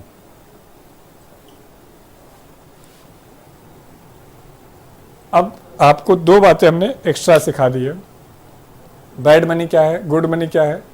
और बैड मनी मार्केट में चले तो गुड मनी घरों में रहती है। और यहीं पर दूसरा चीज़ क्या, ग्रेसम का नियम क्या है। तो ग्रेसम ने कहा bad money drives out good money from market. बुरी मुद्रा अच्छी मुद्रा को बाजार से बाहर कर देती। यहाँ तक कोई क्वेश्चन हो आपके मन में तो आप पूछ सकते हैं। ये अभी हम आपको आगे एग्जाम में दिखाएंगे। ये ग्रेसम का नियम कई बार आया कि ये स्टेटमेंट किसका है, ग्रेसम का स्टेटमेंट क्या है। बुरी मुद्रा अच्छी मुद्रा को बाहर करती है, बुरी मुद्रा को बाहर करती है, अच्छी मुद्रा को, ऐसे ऐसे क्वेश्चन करके कई सारे आते रहते हैं। यहाँ तक आपके मन में कोई क्वेश्चन है तो बताइए, नहीं तो हम तुरंत बढ़ेंगे 1 रुपये वाला जो क्वेश्चन था उस पर।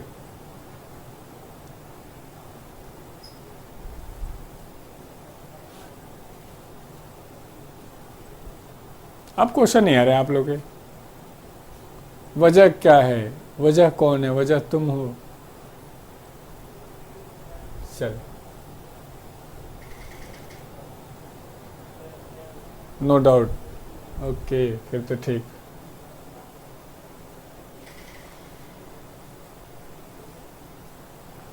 इतना आप लोग सपोर्ट कर दे इकोनॉमिक्स में तो फिर तो दिक्कत ही नहीं है, एक बार भी आप लोग को समझ में आता जाए तो।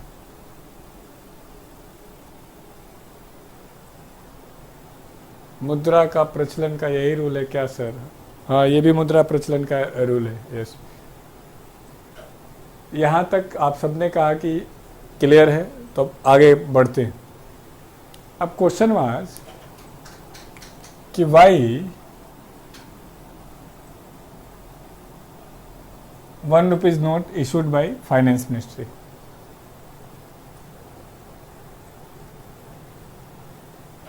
सर आपने क्वेश्चन की सर्जरी कर दी। सर आप क्या क्या पढ़ा सकते हो?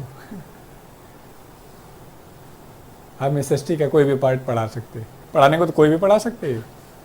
हम लोगों ने इंटरव्यू पढ़ाया, सीटेट भी पढ़ाया, पेडागोगी हम बहुत अच्छा पढ़ाते हैं, और हिस्ट्री ज्योग्राफी पढ़ा ही रहे हैं, इकोनॉमिक्स पढ़ा ही रहे हैं।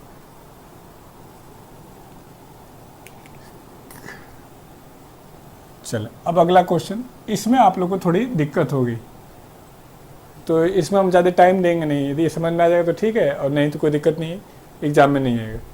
किसी भी देश में मनी इशू करने की रिस्पॉन्सिबिलिटी किसकी होती है? गवर्नमेंट ने। विश्व के सभी देश मनी इशू करते हैं। गवर्नमेंट ने जिम्मेदारी दे दी है किसको? आरबीआई को। और आरबीआई जो मनी इशू कर रहे हैं वो कैसा मनी है? टोकन मनी, सांकेतिक मुद्रा।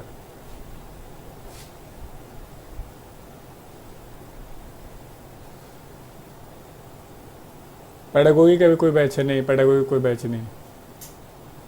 पेडागोगी का बैच क्या, मैं तो मुश्किल से 10 घंटे में इतना बढ़िया करा दूंगा कि फेल नहीं होगा बच्चा मेरा, ये गारंटी है। तो मनी कैसी है? टोकन मनी है, सांकेतिक मुद्रा। नहीं, कोई सीटेट का भी बैच प्लान नहीं करे, इन फ्यूचर देखेंगे, लगा तो कर देंगे। अब साथियों हमने कहा कि भारत का मनी क्या है? Token money. टोकन मनी क्या था? समझा दिया था। वर्ल्ड में सबसे पहले टोकन मनी को लेके आया था तो चाइना, और इंडिया में टोकन मनी को लेके आया था तो मोहम्मद बिन तुगलक। लेकिन मोहम्मद बिन तुगलक का सक्सेस नहीं हो पाया, क्योंकि हमने पहले ही कहा कि उस पर मार्किंग होना चाहिए। अब सिक्के लाए और मेटल में लग रहा था 2 रुपये और सिक्के चल रहे थे 100 रुपये में, तो लोगों ने अपने घरों में ही इतने ज़्यादा सिक्के बना दिए कि मार्केट में नकली सिक्कों की संख्या ज़्यादा हो गई थी और असली सिक्कों की संख्या कम हो गई थी।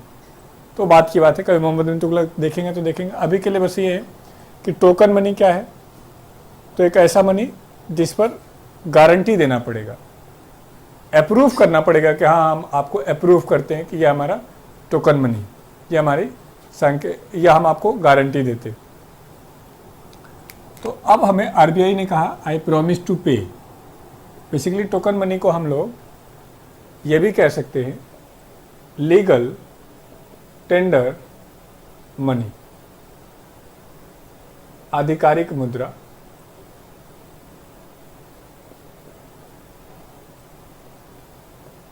Legal tender money, official currency किसी भी देश की।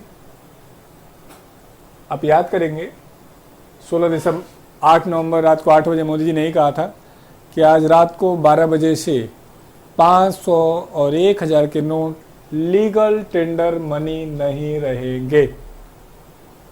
हम फिर दोहरा रहे हैं, आज रात को 12 बजे से 500 और 1000 के नोट लीगल टेंडर मनी नहीं रहेंगे, और अगले 50 दिनों में आप इसको कन्वर्ट करवा लें, ऐसा कहा। और लीगल टेंडर मनी क्या कि आपको प्रॉमिस करना होगा, प्रोमिसरी नोट्स बोलते हैं, वायदा पत्र।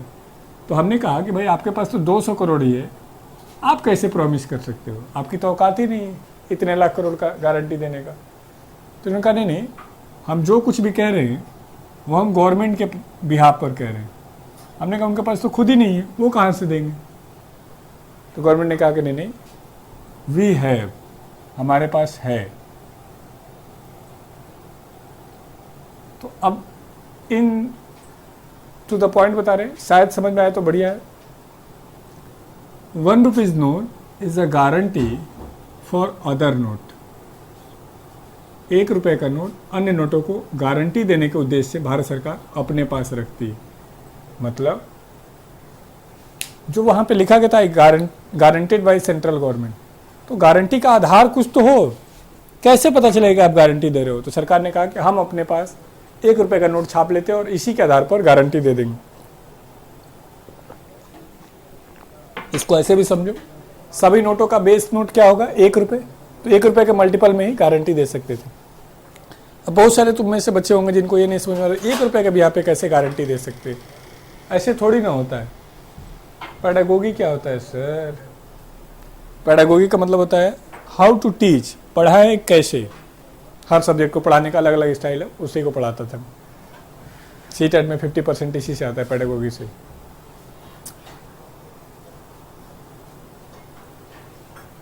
एक सिंपल पॉइंट बोल रहे हैं, किसी को ना समझ में आए तो पूछ लेना, मैं आपको प्रॉमिस कर रहा हूं कि आपकी औकात नहीं कि आपको ना समझ में। सेंटेंस क्या है? 1 rupees note is the guarantee for other note. 1 रुपए का नोट अन्य नोटों के लिए गारंटी है। So it is issued by government of India, that is finance minister. इसी कारण से वित्त मंत्रालय के द्वारा जारी किया जाता है। इसीलिए आप देखोगे तो 1 रुपए के नोट पर गारंटी नहीं लिखा है, प्रॉमिस नहीं लिखा है, क्योंकि उस नोट पर सीधे लिखा है गवर्नमेंट ऑफ इंडिया, भारत सरकार। यही कारण था कि 1 अक्टूबर 1994 में जब 1 रुपए का नोट बैन कर दिया गया था, तो किसी ने जाकर के 2013 में केस किया सुप्रीम कोर्ट में कि जब 1 का नोट छापते ही नहीं हो तो गारंटी कैसे देते हो। तो फिर अब दोबारा 1 का नोट नाम मात्र का छापा गया है, सांकेतिक रूप से गारंटी देने के लिए। तो क्या इस बात से सहमत हो पा रहे हैं कि 1 रुपए का नोट बाकी नोटों को गारंटी दे रहा है, इसीलिए भारत सरकार इसको अपने पास रखी हुई है।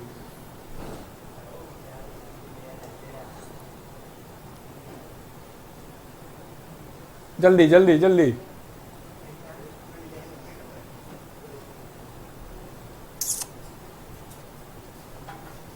हाँ ना कुछ भी।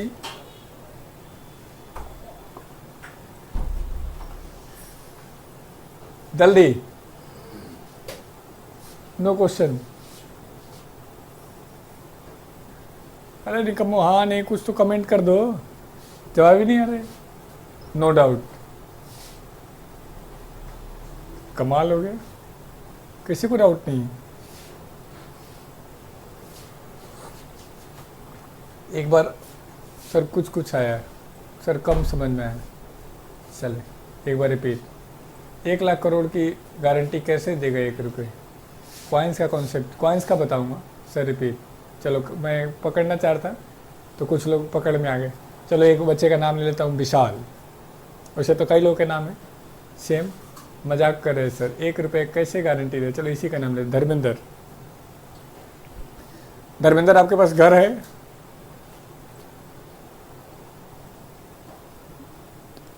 आपके पास घर है क्या? तो आप जवाब देंगे हाँ। हम पूछ लें कितने का घर है? आपने कहा कि 5 करोड़ का है। अब हमने कहा कि आपको क्या गारंटी कि आप ही का है, क्या गारंटी देंगे? मनोज बताओ।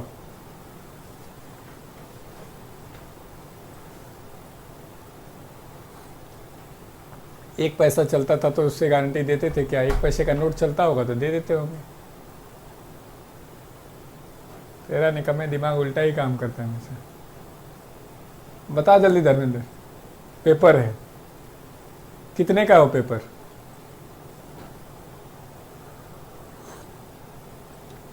कितने का है वो पेपर? 5 लाख का है, 5 करोड़ का है, 10 करोड़ का है? उस पेपर की वैल्यू कितनी है?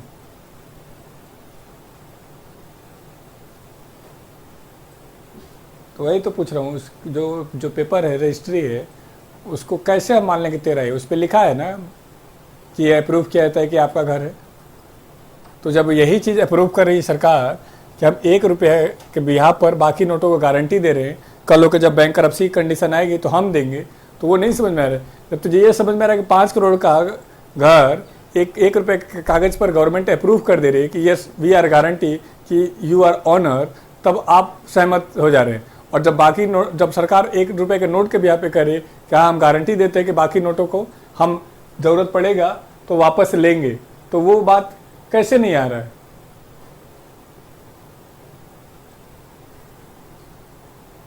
अब कुछ लोग के जवाब सही आ रहे हैं। यस सर, एग्जाम्पल सही है। नहीं, और किसी को कंफ्यूजन हो तो बताइए। हम कैसे मान लें कि आपका घर है? आप प्रूफ लेके आते हो ना, वो प्रूफ कागज ही तो है, कागज के अलावा उसको कोई औकात है? जवाब है नहीं, उस पर अप्रूव कर दिया गया।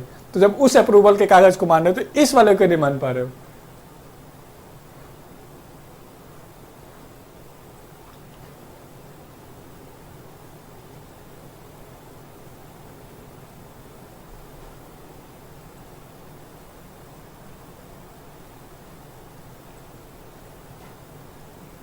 Sir not satisfied.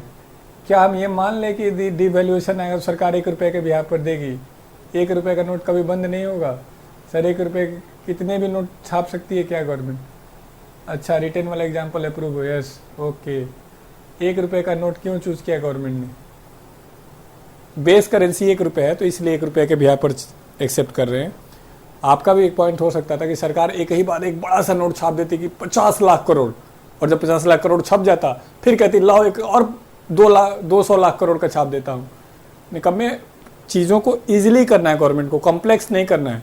तो ईजिली वे में हमने कह दिया कि ऐसा कर लेते हैं कि सारा का सारा आप छाप लो, हम उसकी गारंटी दे देंगे, और इस गारंटी को देने के लिए कोई ना कोई हमारे पास एक सांकेतिक तरीके से अप्रूवल होना चाहिए। तो हम क्या करते हैं, 1 रुपये का अपने पास रख लेते हैं। इससे हम आपको गारंटी देने के लिए लाइबल होंगे। न तो सरकार 1 रुपये में कन्वर्ट करने वाली है, न तो आप 1 रुपये में लेने वाले हो। एक नॉमिनल सा सांकेतिक तरीका है कि yes we are guarantee providing. तो निकम्मे, गारंटी किस लिए सर? हाँ yes, 1 rupees note is just a proof. मुझे लगा एक के नोट देने पड़ेंगे। गारंटी किस लिए? गारंटी इसलिए कि कागज है ना, तो कागज को तो गारंटी या प्रॉमिस दोगे। और मेरे बच्चों, मेरे दोस्तों, यदि अभी भी क्लियर नहीं हुआ है तो अब क्लियर नहीं होगा, टेंशन नहीं पालना है, एग्जाम में नहीं आएगा। हमने कोशिश किया था कि आपको क्लियर हो जाए, और यदि नहीं हो रहा है बिल्कुल घबराना नहीं। बस आपके एसएससी के लेवल पे यही क्वेश्चन पूछेगा, यूपीएससी के लेवल पे भी, कि एक का नोट कौन छापता है, कौन साइन करता है, बाकी नोट कौन छापता है, कौन साइन करता है। मैंने आपको ये कहा कि 1 रुपये का नोट पर कोई गारंटी नहीं लिखा गया, वो सीधे सिर्फ लिखा गया 1 रुपये का नोट। यदि वो आरबीआई छापती तो उस पर भी गारंटी देना पड़ता। फिर गवर्नर का प्रॉमिस क्या है सर? सर क्लियर हो गया सर। चीटिंग, आरबीआई चीटिंग नहीं करता क्या गवर्नमेंट को? प्रॉमिस क्या है गवर्नर का सर? लास्ट एग्जाम्पल बेस्ट था, उसके बाद भी जिसको समझ नहीं आया उन्हें इंदिरा देवी इंद्र देवी नहीं समझा सकते। आप इतना बहुत है, समझ में आ गया तो ठीक, नहीं आया तो घबराना नहीं।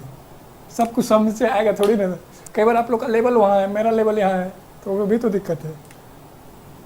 आपको चक्कर ही नहीं पड़ना है। आपका दिमाग अभी एक्सेप्ट नहीं कर पा रहा है, कुछ साल बाद एक्सेप्ट कर लेगा। 20 लाख करोड़ की 1 रुपये की प्रिंट करना इम्पॉसिबल है। तेरे निकम्मे पागल आदमी। तो 10वीं पास करके क्या गारंटी है? कागज ले घूम रहा है ना, तेरा सिलेक्शन हो जाए क्या गारंटी है?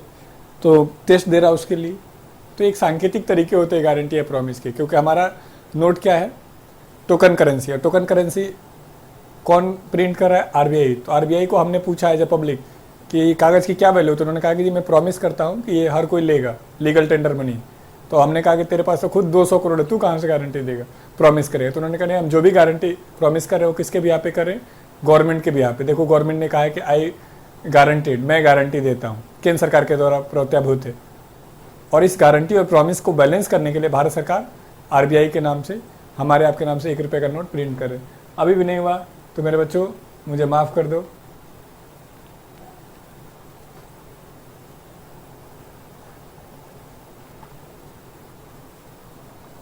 अब है नोट कहाँ कहाँ से प्रिंट होते हैं।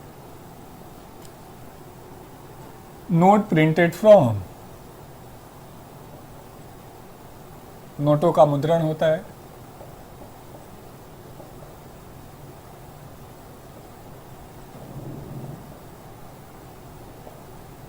Nashik,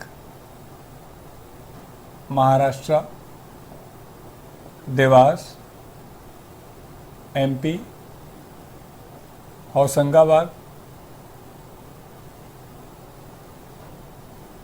MP, Salboni, west Bengal.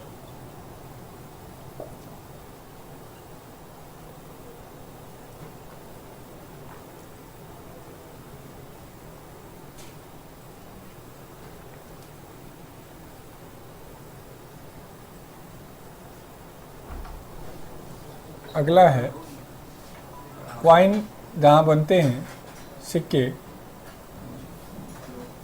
उनको हम क्या कहते हैं? मिंट। टकसाल। तो मिंट कहाँ पर है? तो मिंट है नोएडा, कोलकाता, हैदराबाद और मुंबई।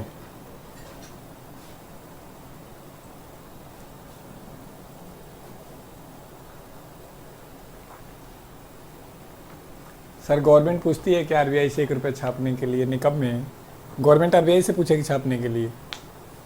भारत सरकार किसी के प्रति लाइबल नहीं है, किसी ऑर्गेनाइजेशन के प्रति। तो ये तो हो गया सिक्के कहाँ बनते हैं, नोट कहाँ होते हैं। दूसरा पूछ रहे हैं लास्ट क्लास का पीडीएफ। लास्ट क्लास का पीडीएफ अटैच किया वहीं पे जहाँ पे आपका पीडीएफ वीडियो दिखता है।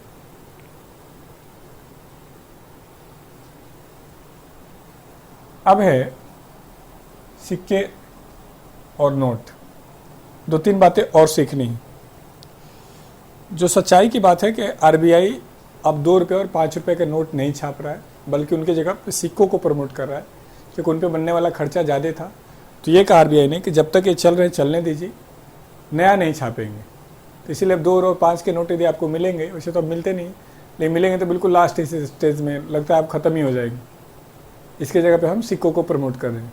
दूसरा, सिक्कों का साइज टाइम टू टाइम छोटा होता जा रहा है। बचपन में याद करिए 1 का सिक्का, 5 का सिक्का बहुत बड़ा बड़ा होता था, अब छोटा हो रहा है। क्यों? ताकि टोकन मनी का कॉन्सेप्ट बना रहे। यदि उसका कबाड़ में ज़्यादा रेट होगा, मेटल के रूप में ज़्यादा रेट होगा, तो मेरे बच्चों लोग उसको कबाड़ में चलाना पसंद करेंगे। इसीलिए पहले हम छोटा करते हैं और जब उससे ज़्यादा छोटा करना पॉसिबल नहीं है,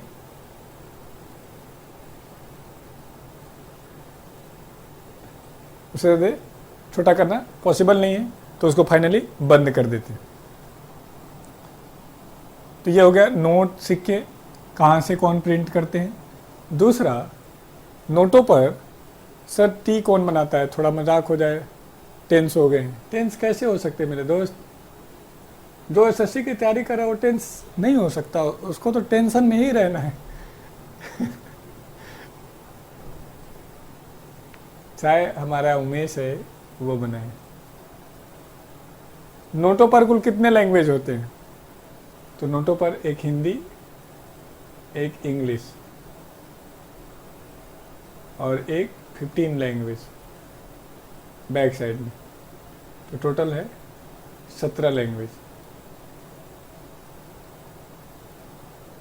दूसरा, गांधी जी नोटों पर कब आए हैं? तो ये 2002 से आए हैं। अरे गांधी जी पहले भी थे, लेकिन गांधी पहले बैक साइड में थे, फ्रंट पे 2002 से आए हर नोट पे। तीसरा, कितने रुपए के नोट पर मंगलयान का फोटो है?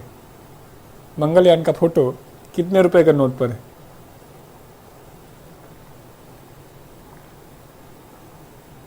जब मैडम घर पे हैं तो उमेश क्यों चाय बनाता है? ठीक, बताओ कितने रुपए के नोट पर मंगलयान का फोटो है? 2000। यस। कितने रुपए के नोट पर लाल किले का फोटो है?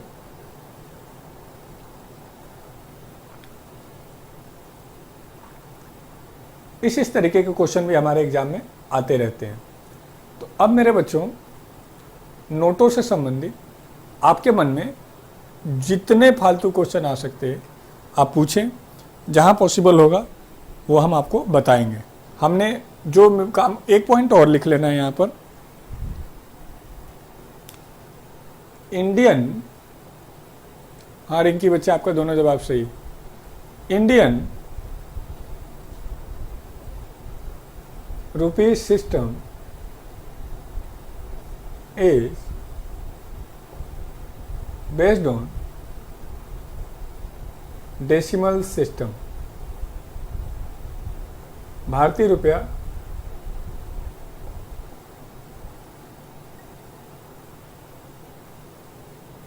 दशमलव प्रणाली पर आधारित है।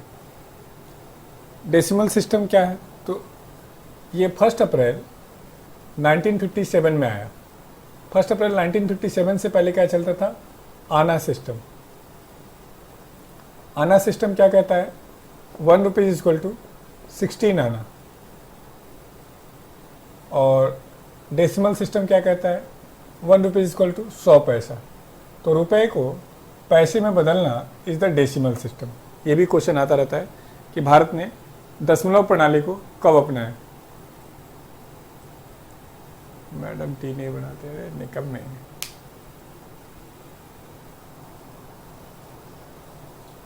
दशमलव प्रणाली कब आया है? तो हमने कहा 1 अप्रैल 1957 को, और इससे पहले आना सिस्टम चलता था। और डेसिमल सिस्टम का मतलब क्या है? 1 रुपये बराबर 100 पैसा। What is relationship between dollar and rupees? ये रिलेशनशिप डॉलर और रुपीज़ का हम सिखाएंगे बैलेंस ऑफ पेमेंट जब पढ़ाएंगे तब, अभी नहीं समझ में आएगा। तब आप निकम में बहुत सारे क्वेश्चन पूछ रहे थे, अब किसी का क्वेश्चन नहीं आ रहा है। हमने आपको कहा है कि आप पेशेंस रखा करें, आपके मन में जितने क्वेश्चन आएंगे ना जो टॉपिक पढ़ाएंगे वो सारे के सारे हम डिस्कस कर चुके होंगे। आपके मन में जितना आएंगे उससे ज़्यादा ही डिस्कस कर देंगे। चलो, ये था आरबीआई का पहला काम, जिसमें आरबीआई नोट। अब इसमें थोड़ा बहुत आपको होमवर्क क्या करना पड़ेगा, किस नोट पर क्या साइन है, किस नोट का क्या कलर है, ये आपको एक बार पढ़ लेना होगा। अब दूसरा हेडिंग डालने आज शुरू नहीं करेंगे, कल की क्लास में डिस्कस करेंगे। Second work of RBI, monetary policy issued by RBI. मौद्रिक नीति आरबीआई के द्वारा जारी की जाती है।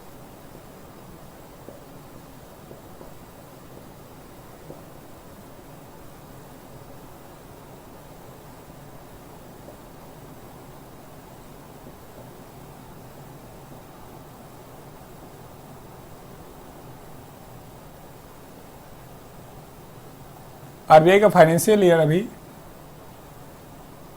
1 जुलाई से 30 जून है, लेकिन इस साल से चेंज हो रहा है।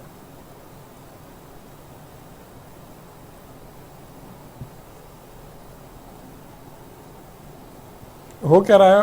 हो नहीं पाएगा, मुझे लग रहा है ये लास्ट है, 2021 से शुरू हो जाएगा 1 अप्रैल से। इस बार अभी जो बना है वो 1 जुलाई से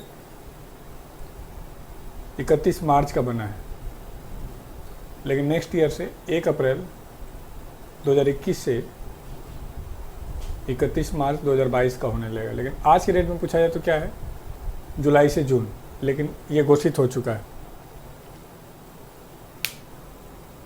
पेडागोगी अगर 10 आवर में ख़त्म हो सकता है तो क्या करा दीजिए सर, टाइमिंग का भी कभी भी रख लीजिए। नोट्स की सिक्योरिटी थ्रेड्स भी क्वेश्चन में आते हैं क्या? नहीं नहीं, ऐसा क्वेश्चन नहीं आएगा। जितना कराया उतना करके रखना। मैं आपको एक यकीन दिला दूं, आप लोग बाकी सब्जेक्ट जितना मेहनत करना है कीजिए, मेरे सब्जेक्ट में आपको कोई अलग से मेहनत नहीं करना है, जितना पढ़ाऊँ उतना, और जो क्विज़ लूँ टेस्ट लूँ वो आपने कर लेना है, इसके अलावा कुछ नहीं है। आप अपना एसएससी की तैयारी करें, मैथ इंग्लिश पे खूब मेहनत करिए। मेरे सब्जेक्ट में आपको अलग से पढ़ने की जरूरत नहीं है। सोच के देखो, यदि इतना पढ़ाएं और फिर भी आपको पढ़ना पड़े तो फिर मेरा पढ़ाना और आपका पढ़ने का कोई लॉजिक नहीं है। तो आपको कुछ भी नहीं अलग से पढ़ना है, जितना हम पढ़ाएंगे हम खुद ही आपको इतना लेवल तक ले जाएंगे कि आपका दिक्कत नहीं आएगा। मैं कुछ भी इरेलीवेंट नहीं पढ़ाऊँगा आपको डराने के लिए। हम साथ के साथ बताते भी रहेंगे कि एसएससी लेवल के लिए है नहीं, बाकी एग्ज़ाम के लेवल के लिए है नहीं। तो चलें, आज के लिए हम यहीं पर इस सेशन को ख़त्म करते हैं, और कल नए उम्मीद और नए जोश के साथ फिर मिलेंगे हम 6:30 बजे। और यदि आप सबको टाइमिंग की दिक्कत है तो मेरे पास एक लास्ट टाइमिंग का ऑफ़र दे सकता हूँ मैं, कि हम 6 से 8 कर सकते हैं,